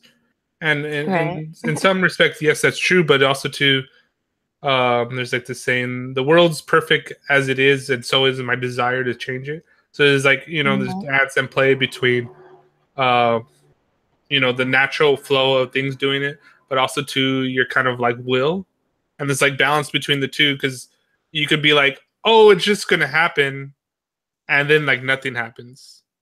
Right. Like that project never gets done, that song never gets written, that poem never gets written. You know what I mean? But also too, at the Yeah. same time, you don't want to like artificially manufacture it. And I know, like, too, you could get yourself, like, I think what it is kind of goes back to that kind of what we're talking about earlier. Like, you got to create more of an environment for yourself.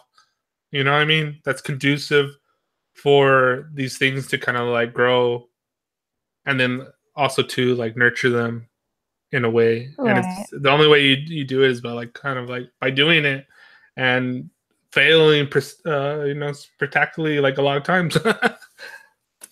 Yeah, it's like, I mean, even if it's not like a failure, but it's just simply like, Yeah, a completion, it's like that's like the cycle has to start again. And yeah. like, it's like I've done the cycle like a million times. Like I've gone through this so many times, yet it still feels like I'm it never doesn't, I gonna don't do know. it.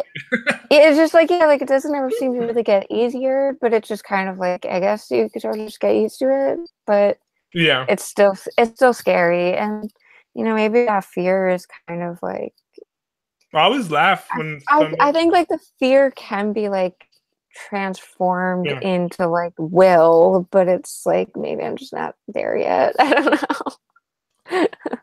uh, I think it's also good and healthy to kind of have that anxiety and fear um to do it. And I was just thinking about this Right. earlier, like, so I did this whole dead poem society collaborative game like on the fly. Like, this is something really, if to do it and to get more people involved, like, it's something it should be like a month project.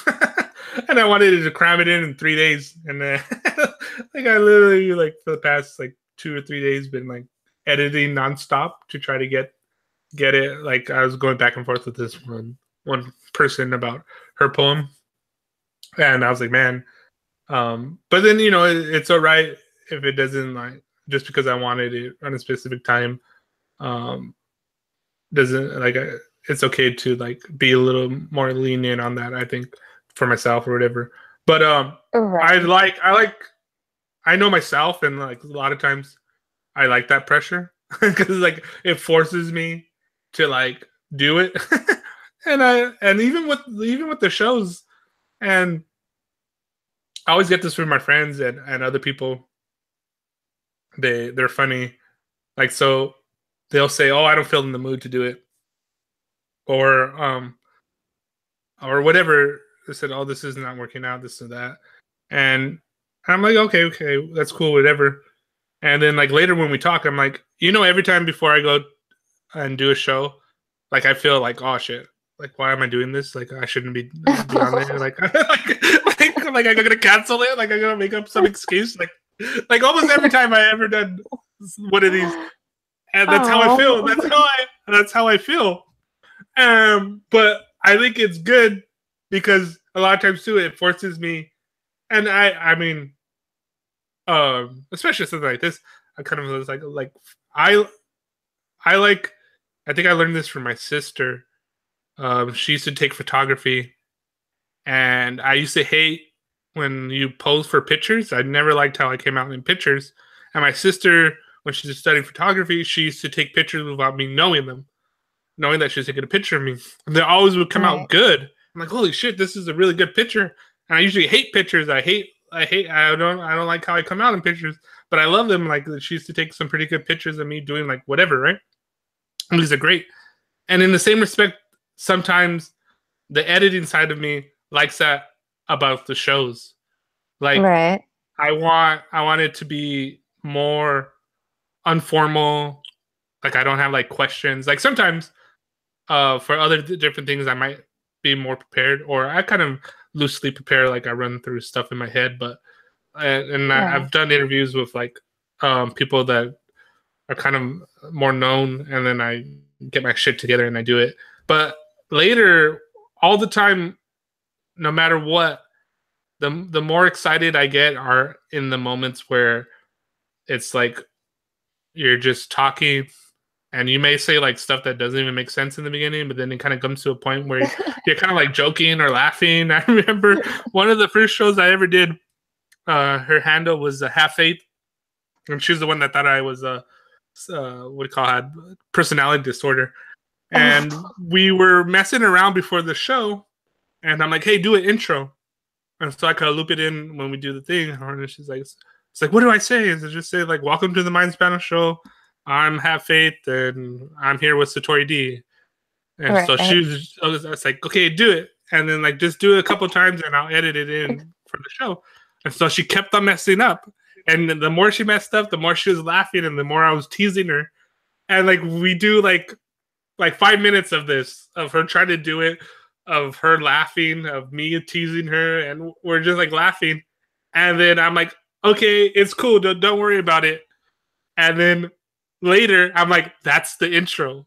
The, the intro was her laughing and then me teasing her about her not doing it. And then that was like the intro for that show. That's awesome, though. And it was That's the best. actually, It was the best. It was the best. because it's just like, it's natural, you know, it just kind of like whatever, and it doesn't have to be like, you know, you're not like broadcasting on like TV, like it could be like whatever you want it to be. Yeah, so it is cool. That's cool. I like that. Yeah, that was a good show. That was funny. And then we had this thing we used to do because I like that idea so much, and I was like, me and you need to just do a show where it's called Everything Under the Sun, and it's like no topic, like we just hang out and like talk and tease each other. That's all we do. It's actually pretty good. We had a couple of those. That's fun though. I like that. Yeah. Then I remember she was like, because oh man, she was from the Netherlands. Sana was her first name, and it means lily. So it was a welcome to Everything Under the Sun with Water Lily and Satori, because like her last name meant like this volcano that now is a lake. And so like I was That's like, oh, cool. that's you. You're a water lily in the lake. And so there's like a deeper meaning of that show. It was cool to have like that. And you know, it's always interesting. Like there's so much layers to like everything. You know, like if you just look. I do know. Yeah. Recently, I went to New Mexico, and I was actually mentioned this to you earlier in the email, but so actually it's kind of like bittersweet, but anyways, my uncle, he came down to visit, but he's having like health issues. He's having actually rapid dementia, and so my dad wanted to take him to New Mexico, and so I went with him to kind of go, because that's where my dad was born, and that's where my grandma's from. Kind of like this last trip through memory lane. Right. And so we go, and you know, just hanging out and being with family and stuff like that. And we go to these national parks. And my dad was like, "Oh, take a picture, take a picture." And I'm like, "Okay, I'll take a picture for you guys." I'm usually like, you know, my natural bias is against like always trying to like, you know, it's my own bias of like, you know, like the culture that we're in. Oh, take a picture of my food, let me post it. Like take a picture of my selfie, and like it doesn't interest me. But in this case, you know, like there's more meaning behind it. Like I want to I want to try to capture some of these moments, you know, with my uncle and my dad and where we are. So I started using his tablet, and then later, me just being me, I just started messing around with it, and that's when I started getting those doing the negative images, and then like oh, then I started thinking about music, and then later I was like, okay, like I was doing like all this like found footage on my own and like messing around with it, and then I started like making these things, and but yeah, it's cool. Well, one, it's cool because there's a deeper, more personal meaning to some of that stuff for me personally. Right. But there's also two, like I think, you know, what all good art is, they kind of capture them in the aesthetics, and people sometimes don't even understand why they're liking it, you know. And that's where like the real magic's at. And I liked it too for myself. Sometimes, a lot of times, I like just discovering whatever that beauty and creativity is, because like I had no plans to like do anything with that or anything, but it just started to unfold as I started playing with it more. And yeah, I mean, it was cool. And I remember Kevin, who's part of the Imaginarium, he has this idea to do these documentaries, and like that's something that he wants to do. And I'm like, okay, that's cool, like this and that. But as he was telling me, like, oh, like I want to do some nature stuff and all this kind of stuff, and like I dig, but I was like, oh, like in my head, I was thinking of like those YouTube like time lapse travel, like, oh, I went to the Netherlands and let's take pictures of me and look at how cool things are. So like I was like, that's cool that you want to do it, but in my head I was like, I don't know, I don't want to do that. But then when I started doing my own stuff, I was like, no, you could make it your own thing. Like it doesn't have to be like, oh, look at me, I'm at the Grand Canyon. No, it could be like, oh, I'm on Mars. Right. No, the stuff you showed me looks really cool. So I feel like it just, you used like what you had and like transformed it into something like just really magical, and like you made it like your style, which is really cool. Yeah. But before that, I didn't think like that was like the last thing on my head. Like actually I had a bias against it. Like when my friend was telling me. Oh. But then I was like, no, we could do like let's go travel the world and like do all this crazy shit. Like now I'm like I'm gonna start bugging him. Like, dude, let's do this. But we gotta make it like our style, you know? Yeah, like I always feel like I have to sort of like give things like my weird like flair, even when I do like, you know, something like outside of like my typical realm. Like even just like the new like Temple of Saturn stuff. It's just like it's different than the sex death rebirth stuff, but I still feel like it has like my touch to it. Actually, how did that come about? Um, it's just like I just like recorded the songs like first, and I was like, I guess when I was like, all right, I gotta like make like some video or whatever to like sort of promote it. I just kind of decided to like limit myself, like so that's why like most of the stuff is black and white. It's a little simpler. Like a lot of my sex death rebirth stuff is like really busy and chaotic, and I was like, all right, I'm just gonna make like the imagery a little bit more stripped down. Um, so yeah, I think like I just like put some like visual limitations on myself. I don't know. I just felt like it was time for like a new thing, and I'm just going with it. Nice. Yeah, a new rebirth. Always. Yeah, just like I don't know. I get like bored of myself sometimes, like because I don't want to be locked down Mhm. into okay. Well, people think I only do this like one style or this one project. It's like no, I want to do a lot of different things and explore different styles. So I'm gonna just try it out, and you know, if it doesn't really look good or sound good, then whatever, I'll abandon it. But you know, it's like you have to sort of try, and you know, I just don't. It's like I don't want to get like bored of myself. So if I'm feeling like bored of myself, that means other people are probably bored of me. So kind of like a rebirth. Nice. Yeah, for sure. I definitely feel you on that. Like, you know, in those dark moments of when I'm, what have I become? I think like maybe I should just like stick to branding something. Like maybe I would, Right. you know, like and this is no offense to this one person, and I probably won't even say who they Right. are. But in the beginning of Minds, you know, like I was on Minds when it first started, so like everybody was new, right? There's no established Right. person. Everybody was just like a free for all, like primordial soup. Nobody even understood what Minds was, and then we all started to know each other, even to create our own identities and play with different things. And so then there was like me who started doing more, solidifying what Satori D is and how I want to go about posting stuff and getting interested. Like even when I first started, I never did any video editing, and I simply wanted to like expand my expression out, and I was asking my friend if he could help me video edit, and he just never got back to me. So I figured, well, let me just fucking learn it, and I do it myself. Right.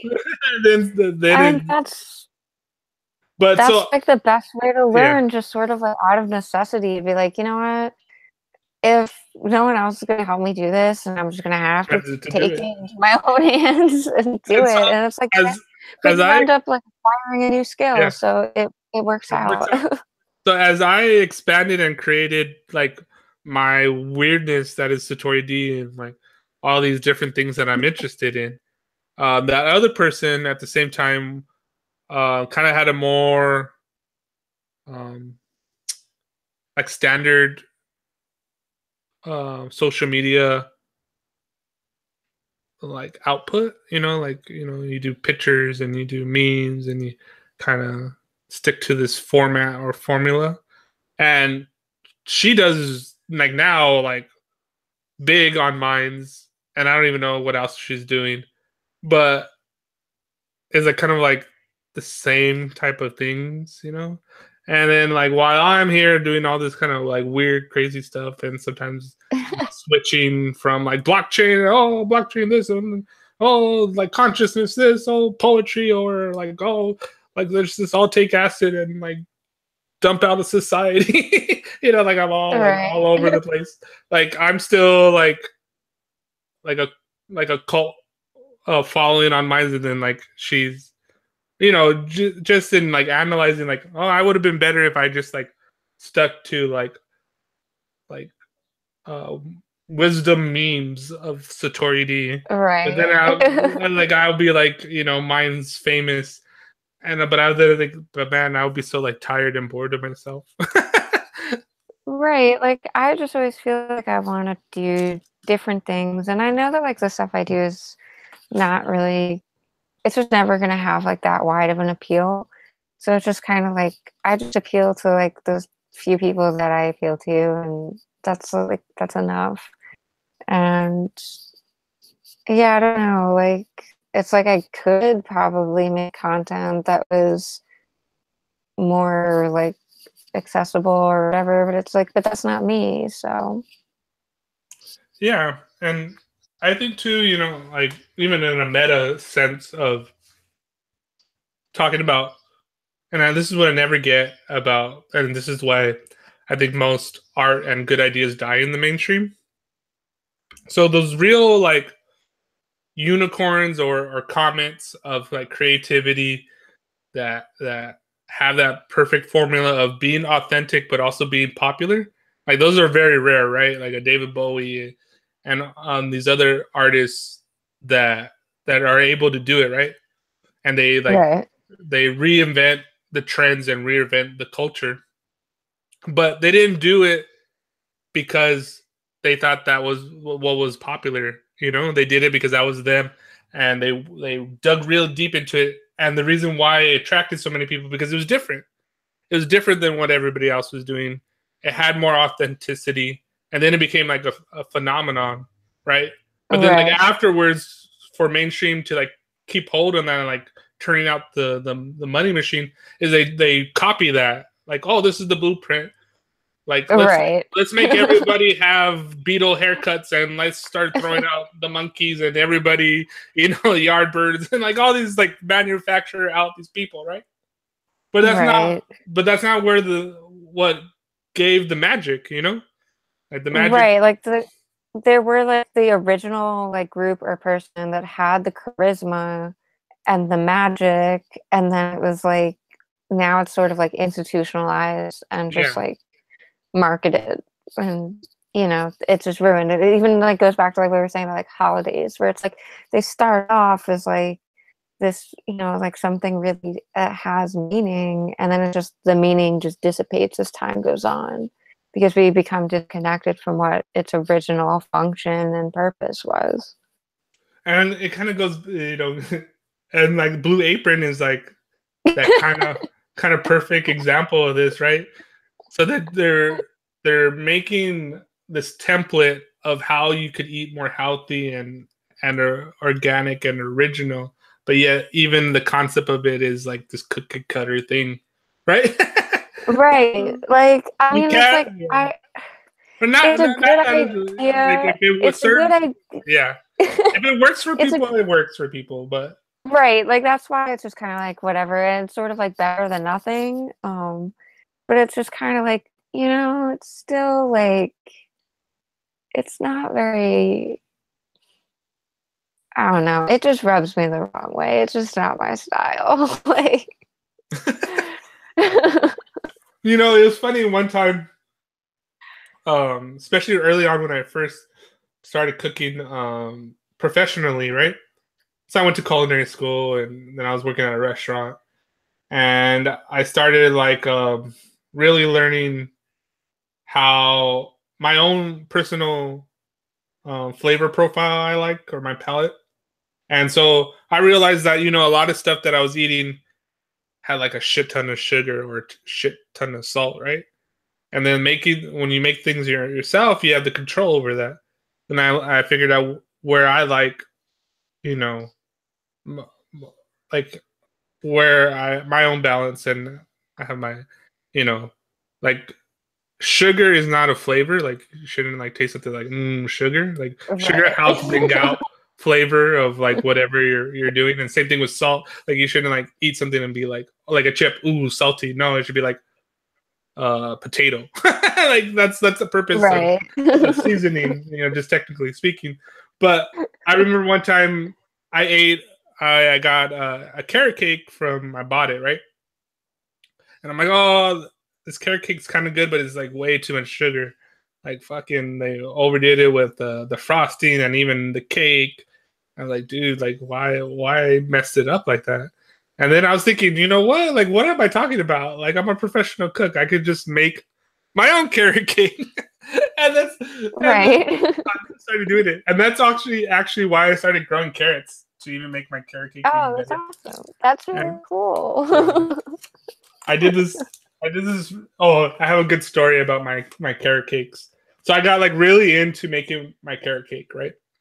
Like I told you, I started growing my own carrots for the carrot cake, Right. and so since I have the carrot tops, I made these like little mini bun mold cakes. So like it was like a cupcake, but it was like a bun mold, right? And a Oh, mini, interesting. and then Right. I put powdered sugar on it, and then on each of them I had one of the leaves of the carrot tops, so it like looked really cool. Oh. And so this was like my little dish, and my business partner when I was working at Studio City's Farmers Market, her husband was assistant director to I think at that time, what was he doing? I don't know, some movie. Like he used to work with. Well, it was a movie with Martin Scorsese. So like it was his birthday, and there's like this big party, and she told me like I want to hire you, like and do your food. And I'm like, oh, this is awesome. Like so like it was like this big event, right? And I'm like, I gotta get my carrot cake on there. And so Right. and I had it like all how I wanted. I think her name's Maida Rudolph. She used to do Oh, yeah. SNL. And Yeah. so like I was there doing my food, right? And then so there was like some famous people, and then some people that just worked in the industry. And but I knew the guy, like I knew, like I was business partners with his wife, and so I knew them like more than just like I'm just getting hired to do this, right? So Right. they're like, oh, enjoy yourself too, and they're like, cool. And they like, some of these people were like, oh, I'm just the help. And then like, Right. but I remember like she introduced me to Maya Rudolph, and she was like, oh, this is so cool. And then like we started talking about the carrot cake, and I was talking about it. But it was so funny because when you have like that kind of like direct attention and connection to something, even though it was simple, like people that are Right. authentic like gravitate towards that. And we had like a real conversation, and it was cool, right? Like everybody else, not that everybody else was fake, but like or at least our interactions with with mostly everybody else were kind of fake, but I had a authentic interaction with her, and she was cool. But later, so like I was doing my carrot cakes kind of like to order, and I wanted them like I didn't want to like I knew how I wanted them, right? Like I had to put the powdered sugar on just before you serve it, and put the little leaf on it, and I didn't want like I knew how I wanted it, right? And so I was doing Right. it, and then it was so funny because as the party was going on, people were gravitating towards me, looking at me plate my little carrot cakes. And there's this one guy, he's like, "Oh, that looks so cool." It's like, "Can I do it?" And I'm like, "Yeah." And I showed him. And then like later, like I was literally outside of the kitchen looking at the bar and had like 5 people plating my carrot cakes while I'm like drinking a beer. I felt like Tom Sawyer, and like I like That's awesome. tricked everybody to plate my food for me as I'm like partying with everybody. But it was just because I think just because I really cared about how that carrot cake was going to be um, eaten, presented. I remember too, people were like, Right. "Oh, can you eat this?" And I'm the little leaf. I'm like, "Yeah, you can eat it." And I'm like, "Watch, taste it." And they're like, they eat it, and it's like it's the top of a carrot. It's you could taste a little bit of sweetness of the carrot in the leaf. Like Right. it's so interesting. I remember when as you grow your own food or even work with full products, like a lot of people don't get, they don't get the full like carrot top to it, right? And so Right. you don't understand, like even the like one of my other favorite things to do is that's why I grow my own cilantro is to when it flowers to use those leaves. And not only does it look Right. good, but it has like a little bit subtler taste to it. And like so like people are like, look at eat it. I remember when I told um my niece and she ate it. She started like eating the carrot tops. It was funny. Her dad was just looking at her like, "What did you do to my daughter?" It's like, it's like, no, that's how you eat food. uh, Oh, that's really cool. yeah, that was a cool, fun party. But yeah, like what we were talking about earlier, I think anything, and I think that's why it's important for us or for anybody. And I use a really broad sense of the word art. Like, my grandma is an artist in how she cooks her food, even though it's Right. not like plated like fine dining or whatever, and Right. most people won't think that. But I mean, she puts all her focus and attention and love into that food, and I think that's why. And it doesn't even have to be like, and this is more and more, hopefully, as I get more balance and understand myself more, I get more all right with this. That just, and what we're talking about, just doing that, we're not doing, like, it's not necessarily for some greater meaning, but just for that experience and that authenticity of that experience and to share it is what it's about. And I think the more you do that, um, I think the more you could sustain it and not Right. have it like this kind of hollow thing. Like I think, especially too when I started really like cooking my own stuff and doing like food's kind of a perfect example of this. Like the reason why they put sugar and salt in like all these snacks is so you overeat. Like it's Right. like a chemical reaction to it. And so, but if you eat like quote unquote whole foods or like real Right. nutrition, you don't there's not that action like, oh, I need to eat more, like that kind of like snacking binge eating, like you can't eat one chip because it's they literally figure out a formula in a lab to say it needs this much salt and this much sugar content in it so that people crave it. It's not like, oh, we're gonna make a healthy food for you. Right. Like they want you like a soda. Soda's engineered for you to keep on like drinking it. You know, Right. It's like crazy. It is it's a thing. crazy. Like that's crazy. Like I drink soda maybe like once a year. Like just randomly. Like I was just like, oh, I guess I'm like kind of in the mood for soda. But Yeah, like I never drink it, but there's people who that's all they drink. They don't drink anything else. They don't drink water. They don't drink like orange juice or anything like that. They just drink soda. I'm like, Yeah. that's like I do you have teeth? I Like, yeah, I don't drink soda that often either, and it's weird, especially when I first started not doing it. Like it's so crazy once you get off, like store bought prepared stuff.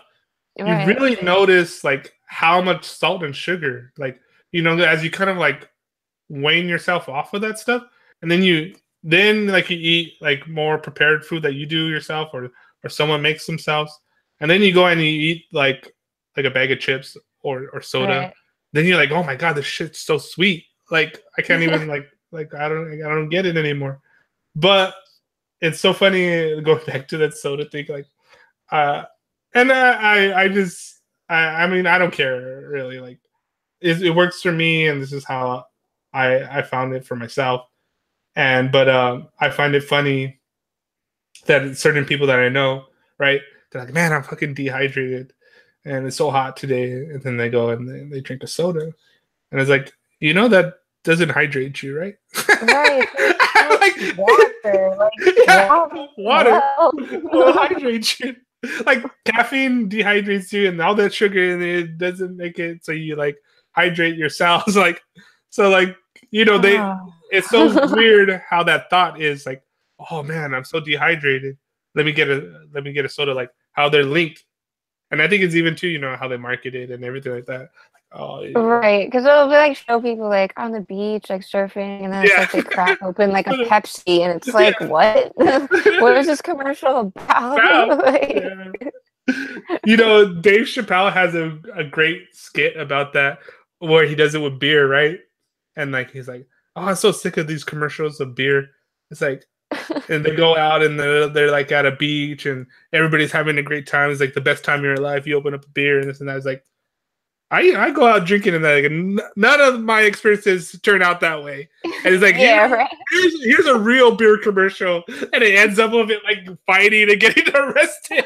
Like it all starts off cool, and then people start like getting drunk and like they're fighting, get kicked out of the club, and then they go get a hooker and they smoke like crack, and then like they end up in jail. Like that's a real beer commercial. Yeah, it's like, come on, like that is accurate. Yeah, that's what happens. So actually, Well, it's like when you watch like these commercials, it's just like, yeah, like all these like babes and like yeah. like all like a beautiful party and like some beautiful place, and it's just like you're probably like just drinking cheap beer, like a dive bar, like Yeah, or a quote unquote fancy like alcohol or perfume or whatever. It's like some erotic film, right? Like erotic French film, and then like all of a sudden, like out of nowhere, they like have product placement, like right. like whatever. And it's like in Grey reality, Goose, yeah. it's just like you're wearing like if it's like a perfume, it's like you're just wearing that to like go to like your crap job. Like it's not like some beautiful, like luxurious like bedroom with like gold furniture and like some really handsome guy in the corner. It's like no, No. and I'm like going to like some office. Yeah, it should be. Oh man.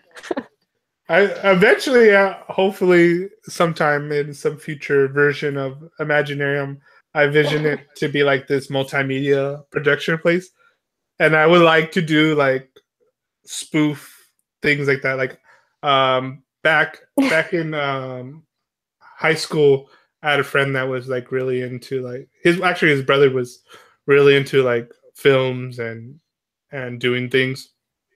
So we used to do these spoof like infomercials. We did like a play on you ever seen the not Office Space, that movie where Oh they yeah. and there's a scene where they beat up a fax machine because Right. they hate their job, and at this time we went to a technical school, and so our major was computer science, and like oh my god, we were so sick of computer science at the end of high school. Oh. that we did. It was called Real Programming G's, and so we had like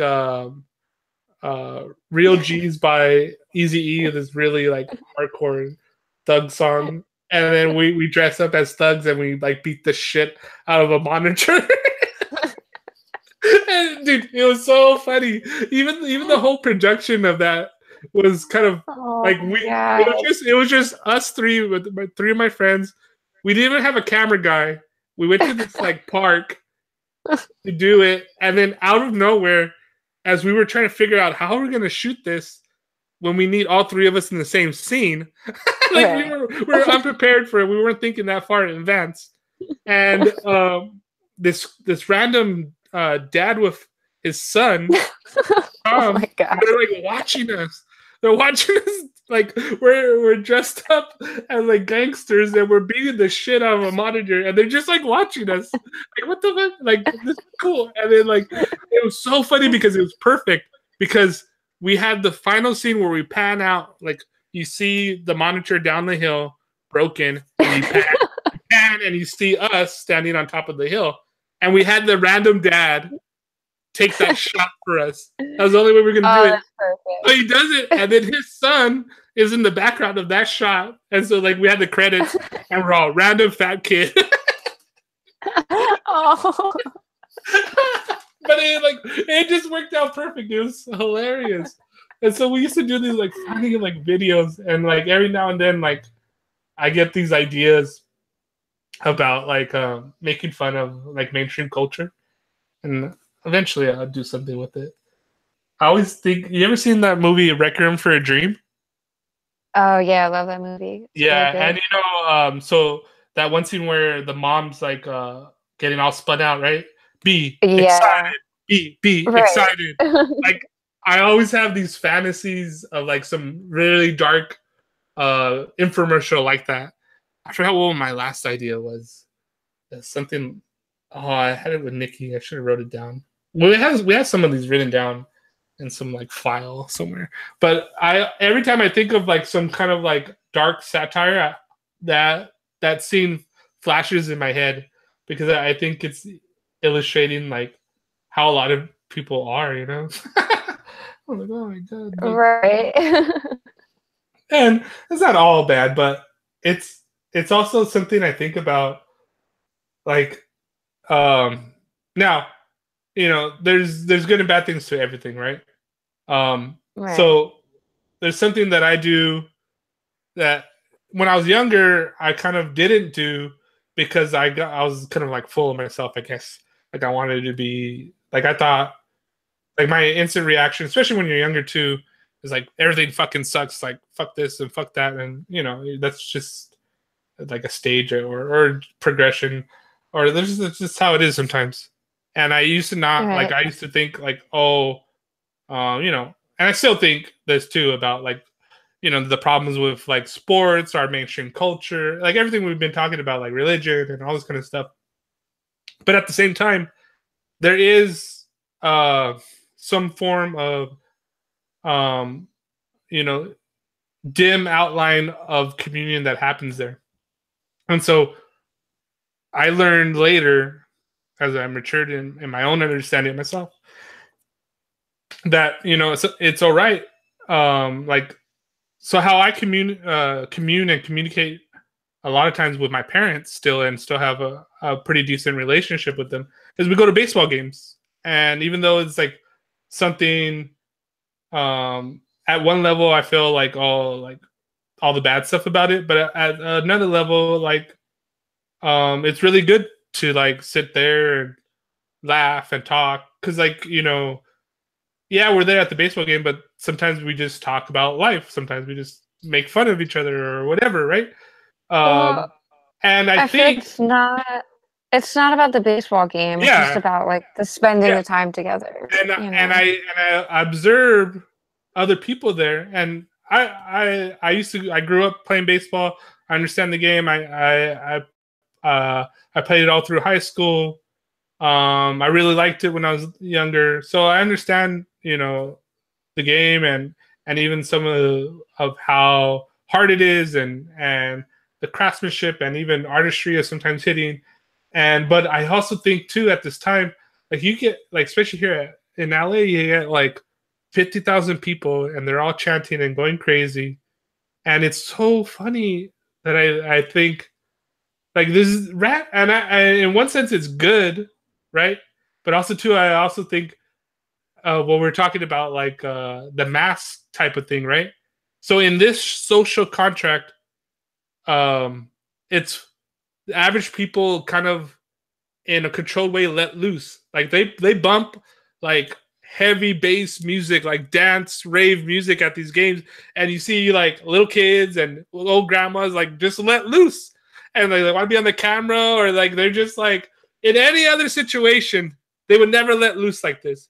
But in this situation, because it really doesn't matter, and everybody's just there, like kind of letting everybody do their own thing, and they do their own thing that they feel all right to do this.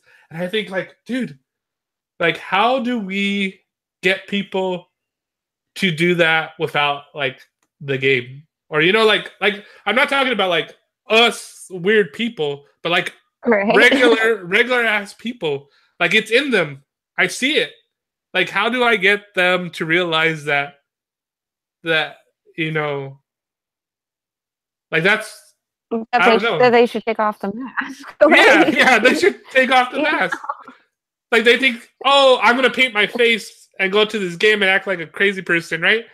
And that's just something I do as a joke for a game, right? To rally my team. But no, that's like actually you. That's who you are. But then when you get out of the game, you go to your job and you put on your tie. Like that's the Right. fake person, right? Like Right. why don't you let that real person like come out and play all the time? It's I mean, I think that's just like what everyone really struggles with, and whether or not they even want to admit it. Like, I think that's like maybe part of the problem.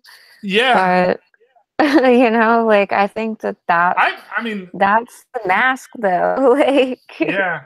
I struggle. I still kind of struggle, but like it was funny, and this kind of goes into you kind of alluded to it earlier, but I know just speaking for myself,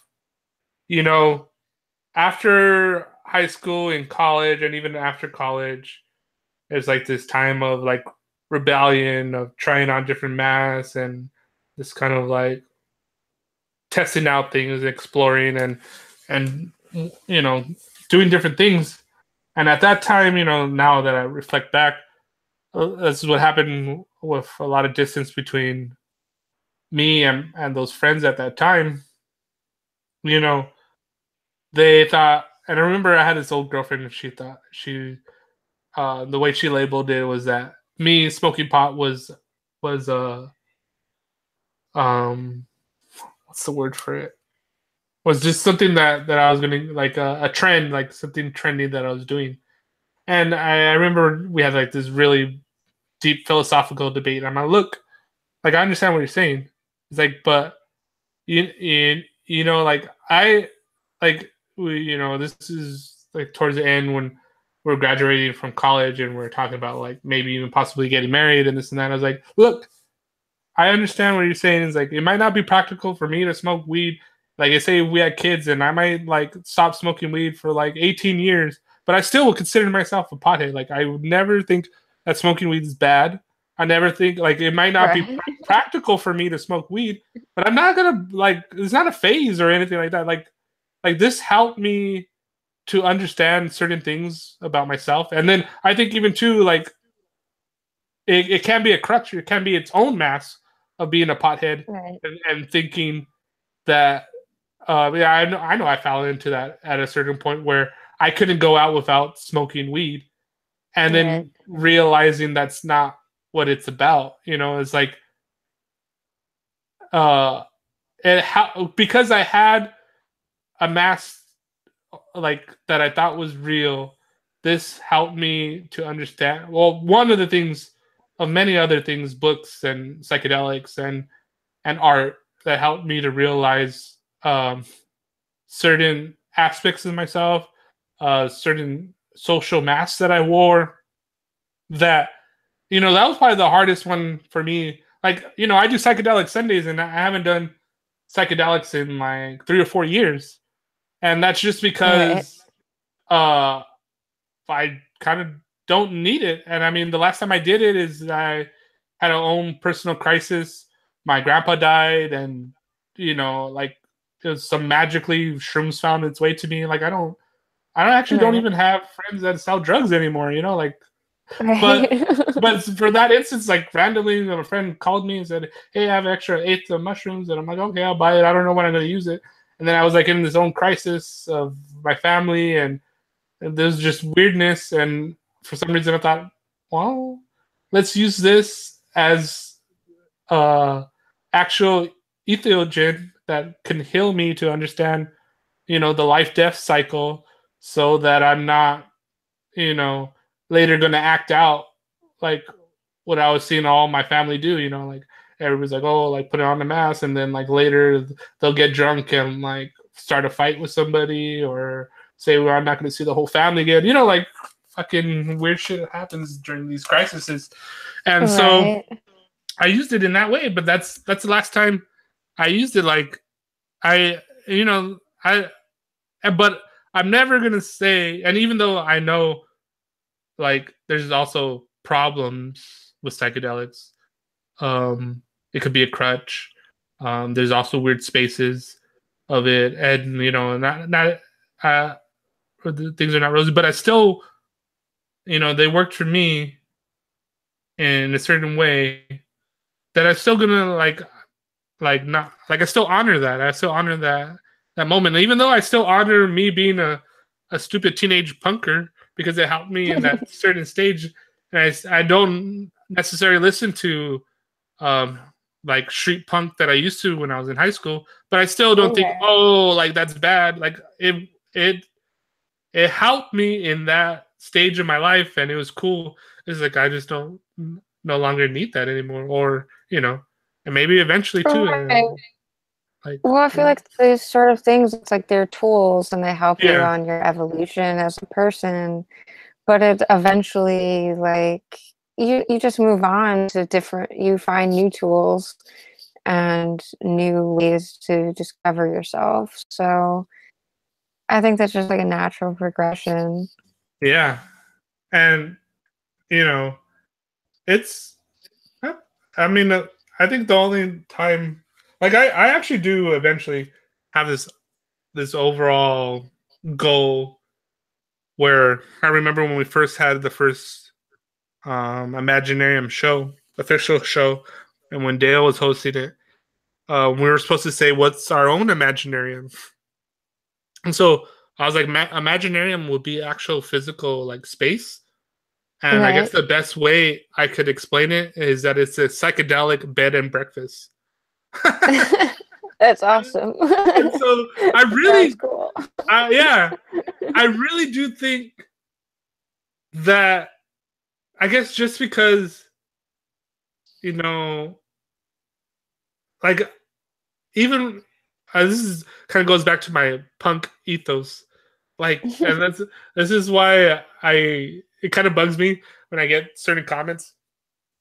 Like I wrote this poem once on Minds, and then I boosted it, and then I got one of these goddamn alt right trolls leaving a comment Right. saying, "You goddamn liberal elitist snowflake son of a bitch," and I'm like, okay. The one thing that bothers me is elitist. Like, well, you don't know. Like, I'm poor. Like, elitist. I Yeah. like you don't know. I live like a monk. There's nothing elitist about me. Like I used to work at like fine dining restaurants, and I used to hate those people. Like you don't understand. Like I like fucking elitist. Like everything else. Like I didn't care. Like he called me a son of a bitch or a goddamn faggot snowflake. Oh. Like, but elitist. Like I draw the line there. Like god damn it, you don't. But it's just so funny. Like I want to. I think we talk about art, right, a lot, and this is basically the same thing about um, Infinite Imaginarium is totally about it. But there is this this industry art of the artist Right. that is bad. You know what I mean? Like who the people that make money off of art are these art collectors, and they establish this elitism and these whole circles behind it and kill the actual essence of the stuff that we talk about. And Right. and so like that's why I want that the psychedelic bed and breakfast is for like, it's not even for like, it's for anybody to go there just to get away, to experience. Like you don't even have to do psychedelics at my psychedelic bed and breakfast, but I just like to do that because it's Right. kind of fun. And but I would want like random normal ass people to come there, like a Right. retreat center without any religious bullshit on it.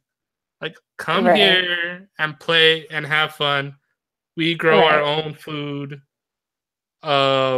If you want to make music or listen to music, or like creative activities that are there for you to do or not, or just to get away and be for a while. Because I think Right. if you have a space like that, like I used to go to these retreats with my dad.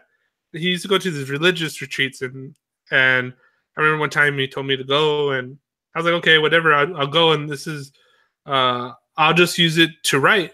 And so there was like religious connotation to it, but there was, I found really great usefulness for this retreat as just to strip down everything, Right. like to strip down the distractions, even to strip down even my distractions of my own stuff, of like my books or my music or whatever I'm into, and just kind of get in tune with myself and then see what happens. And I think, Right.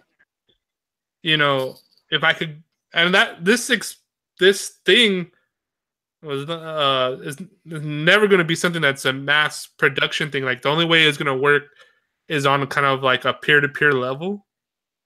Right. And so it's not going to be like that's why I say bed and breakfast, like a small intimate thing of like communing. First I want them like commune with themselves, and then they can commune with like the artist collective or just with me or whatever. And I think what happened is that they'll find out stuff. Like I remember I went to this psychedelic conference way back in the day. And the most interesting thing that I heard was that they used to do these studies, and they used to give, it was for the creativity of potential of LSD. And so what they did is, since they're doing a study, they had to be really technical, right? And so like the criteria was that you had to be a professional that was trying to solve like a technical or scientific problem, mathematical too, and you've been struggling it for more than a year. And then they give you a LSD session and see if it helps you. And they had something like 90% of these people were able to figure out the problems. And I'm talking about like high end awesome. mathematical problems, engineering problems, all these different things, like a crazy success rate. And like this thing only went in a couple of trials, and then they made LSD illegal, and that was the end of that story. But like, imagine people actually figuring stuff out. Yeah, like, why should we explore something that actually helps solve problems, right? That's too dangerous. But even on a practical level, even in my ad hoc way of using psychedelics, I think this is why I do kind of the stuff that I do, because I've been able to reflect so much, is that I see the connections, which there's actually been studies too with shrooms. They noticed that the brain makes more complex, like abstract connections to things. Right. And that, like, I hear something on the bus, right? Then I see a commercial or a TV show, and it connects to what I'm feeling of another book that I read like 10 years ago, and everything begins to slowly make sense in some kind of synchronistic way. So that's why I need to patch it together. That's why I like, this media I need to strip with this beat, and then me saying something weird. Well, it's only weird to somebody else, but it's normal to me because that's how I felt in that moment, you know? Right. I mean, that's it's just like I actually my more craziest experiences was one day, God willing, if I ever get my skills up and there's technology for it, if I could transmute my dreams into Mm, actual experiences for other people, I think that would be crazy. Like, that's pretty wild. yeah, there's this one um technology that there's this group and they have like artists and technology and they're always like playing around with different weird fringe stuff. And so they have this program where they monitor the brain activity in the dream and they do association with images. And so then they record it and it's an algorithm and it has to have a feedback loop, but it's able to kind of patchly uh, sketch out basic forms of what's happening in that person's dream. And like, so you make a correlation to images, right? Bear, Right. sunset, this and that, and they map it, Right. and then they monitor your dreams, and then you Hmm. view what the algorithm and the computer thinks that you're dreaming about, and you say yes or no, maybe, or and they have this feedback, and then eventually it creates a mind map of yours, and then you have it's really rough, but you have sketches of your actual dreams, and I'm like, fuck, That's really cool and weird. yeah, but also scary. Like I don't know Yeah. how deep you've been into your dreams, but dreams are fucking scary as shit. There's areas Oh of yeah, dreams they that are. I I think I like. I like talking about dreams, and I have a lot of crazy experiences. But I'm very I don't like necessarily say it all the time. But I used to do this Toltec dreaming stuff, and it's like advanced lucid dreaming, and I got like Mm. really into it, and I entered like these weird spaces, and I had to stop because like I seriously had this one experience where like I was stuck in life cycles, Mm. like I had full on life experiences in this like weird dream area, and then only to die to wake up into another whole life cycle, like spanning years. Like my direct experience Wow. of it was like years of this, right? And I think I'm dying, like, and then I wake up only to realize a little bit later, a couple of years down the road, that I'm still stuck in this dream, and like this happened. Wow. I don't even know. It seemed like timeless, but then I actually woke up into right now this version of Daniel. Right. Uh, and then I had to go to work, and like I Right. had a span of like 4 hours of sleep, but I had this experience of lifetimes, and I was so like emotionally and mentally drained. Like I was like, oh my god, like I can't do this. Right. Like I my life at this point is not conducive to functioning this way. Like Right. I thought like acid and shrooms was crazy. Like no, like this stuff is like insane. Like I'll tell you this one experience that I had, and it's always funny because so just really and if anybody's ever experienced dreams, they'll kind of know what I'm saying. There's like the local level of dreams, which is like your standard dreams that are like, for lack of a better word, um, the defragging of your mind. So it's grouping new information with old information. That's why you have like your old girlfriend is a symbol for your new girlfriend, or your Right. parents show up if you're having problems with authority figures or whatever, right? So it's literally your mind's organizing old information and storing it with new information, storing it with the old information, and it has this like really weird mashup, right? Those are like your regular standard run of the mill dreams, and they're weird. But when you get a lucid dreaming, then you start playing with it. But then there's a whole other area that is non-local, is the best way I could explain it. And this is stuff that you have no frame of reference of. It's not something you read in some book. It's not stuff that you were going about your day or you learned in school. Like, it's so alien to your frame of reference that when you try to recall it, it comes up glitchy. And the more you experience in it, like, the weirder these areas are, and the more solid they feel. They sometimes, even when you're there, they feel more real than actual life, waking life. You know, an ancient Taoist monk said, the famous one, I had a dream that I was a butterfly, and it was so vivid that when I woke up, I didn't know if I was a man dreaming a butterfly or a butterfly dreaming I'm a man. So that's the type of area of dreaming that I'm talking about. It's weird. It feels like its own mechanics world. Yeah. And so usually what happens is, sleep paralysis is where you get into these weird areas. There's other different, you could do the toe techniques, or you could do other different things. But sometimes it happens spontaneous, especially when you're kind of like working towards this.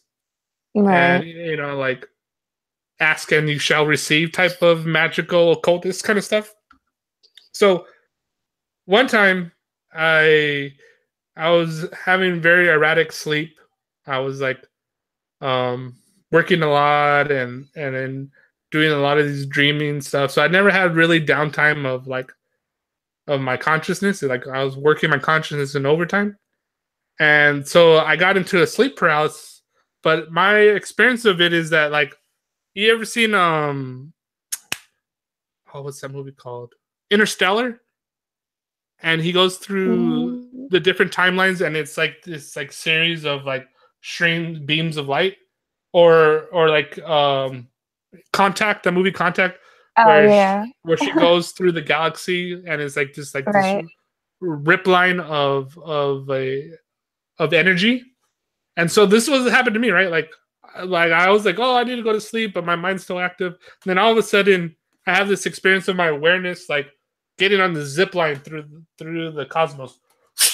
And I'm just like, what the fuck is happening? But I wasn't thinking, because I know, like, once you start thinking, like, you mess up. So, like, just experience and go with it. Like, go with the flow. Like, doing all my practice and working on it.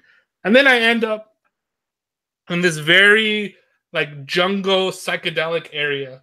And it feels like Mayan ruins. And I'm walking around like, what the fuck? I've never been in this place before. Like this is not a regular dream. I was like, what? I felt like I was like in contact, like, oh shit, I'm on the alien world. And then so I'm walking around. I'm like, this is cool. Like, everything feels solid. And I realized that I'm dreaming. So then I start trying to do a lucid dream, but it's not working. Like a lucid dreaming, you're like, oh, we're all inside my head. Let me change scenery or let me fly. Nah, this had like physics, mechanics. Like, I was stuck to the ground, and like things were solid, and I couldn't morph things using my mind. So I'm like, oh, this is kind of weird. And then so I'm exploring, and then I see like these native tribal guards, and they're running around like, holy shit, who's this fucking person here? And like, they're all like kind of like talking to each other, and like, this guy shouldn't be here. Should we say something? And then I'm like, what the fuck is going on? Like, and then I remember they're trying to communicate to me, but it's not like words. It's like gestures, I guess. But anyways, I'm like, oh, you guys are just like part of my dream. And they're like, what the hell is he talking about? Y'all just figments of my imagination. And they're like, oh, we better take them. Like, they didn't even say this, but I'm using words now. And they're like grab me, and they're like, we're gonna take you to the boss, and like he'll know what to do with you. Like, you're not supposed to be here. I'm like, what the fuck? Like let go of me. Like, stop doing this. Like, this is weird. Like, I want to stop. Like, I don't feel comfortable anymore. And then I get thrown into this like it's like a temple like alleyway, and there's forest, like a jungle, like vines, like really weird. And then I get to like this throne, and they throw me down, and I go down on my knees, and I look up, and it looks like Jabba the Hutt slash like toad big bean. And I kid you not, this has never happened to me in any dream, and I've had some weird ones. I was so like confused and shocked, and I had this intense fear, like a fear, like if you see like someone like stabbing someone, or like like there's been experiences where I've been in like I've been to a party where someone brought out a gun, and we had to like run, like that type of like primal fear. Like I had that, and like my dream body, like the sensation I had is that I pissed myself. Like that's how scared I was when I looked at it. I like, and then I just started saying, I don't know what I'm doing here. Like I'm not supposed to be here. I'm so sorry. Like I didn't mean to disrespect you. Like I don't belong here. I'll just go back to where I came from, and this and that. And then he just looked at me like I was a fly and kicked me. Bam! Wow. And then I go back on that zip line, and then I end up in my bed. But the weird thing about it is that I come back, like I woke up, but I had the sensation like my whole body was asleep. Like if your hand falls asleep, the tingling of no blood going through your body. That's what I had on my whole body. And I'm like, what the fuck is happening? Like that's not normal dreaming where you wake up and maybe you're a normal nightmare or whatever. But not where there's a physical sensation of like your whole body's asleep. Like it was hard, like what I said, like when your arm falls asleep or your leg falls asleep. But my whole body was like that. The only other time I had that is when I fasted for 3 days and I wanted to have a Buddha experience, and then I had a archetypal near-death experience where I go towards the light and my consciousness leaves my body, and then I get met by like some shadowy figure that seems like my ancestor and tells me you can't go any further, and then I come back to my body, and then I had that same sensation there as like a typical near-body experience. The same time as the same experience I had where that tingling in my body. And those are like the only times I've ever had that full kind of like, the way I said is like, oh my God, like the circulation of my body must have stopped. Like this is weird. Oh, actually another time I had this was I had a bad reaction to anesthesia.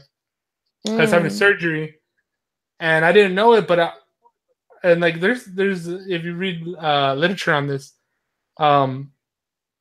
people have similar experiences with near-death experience where they say they see the room like third person and they see things moving about, right?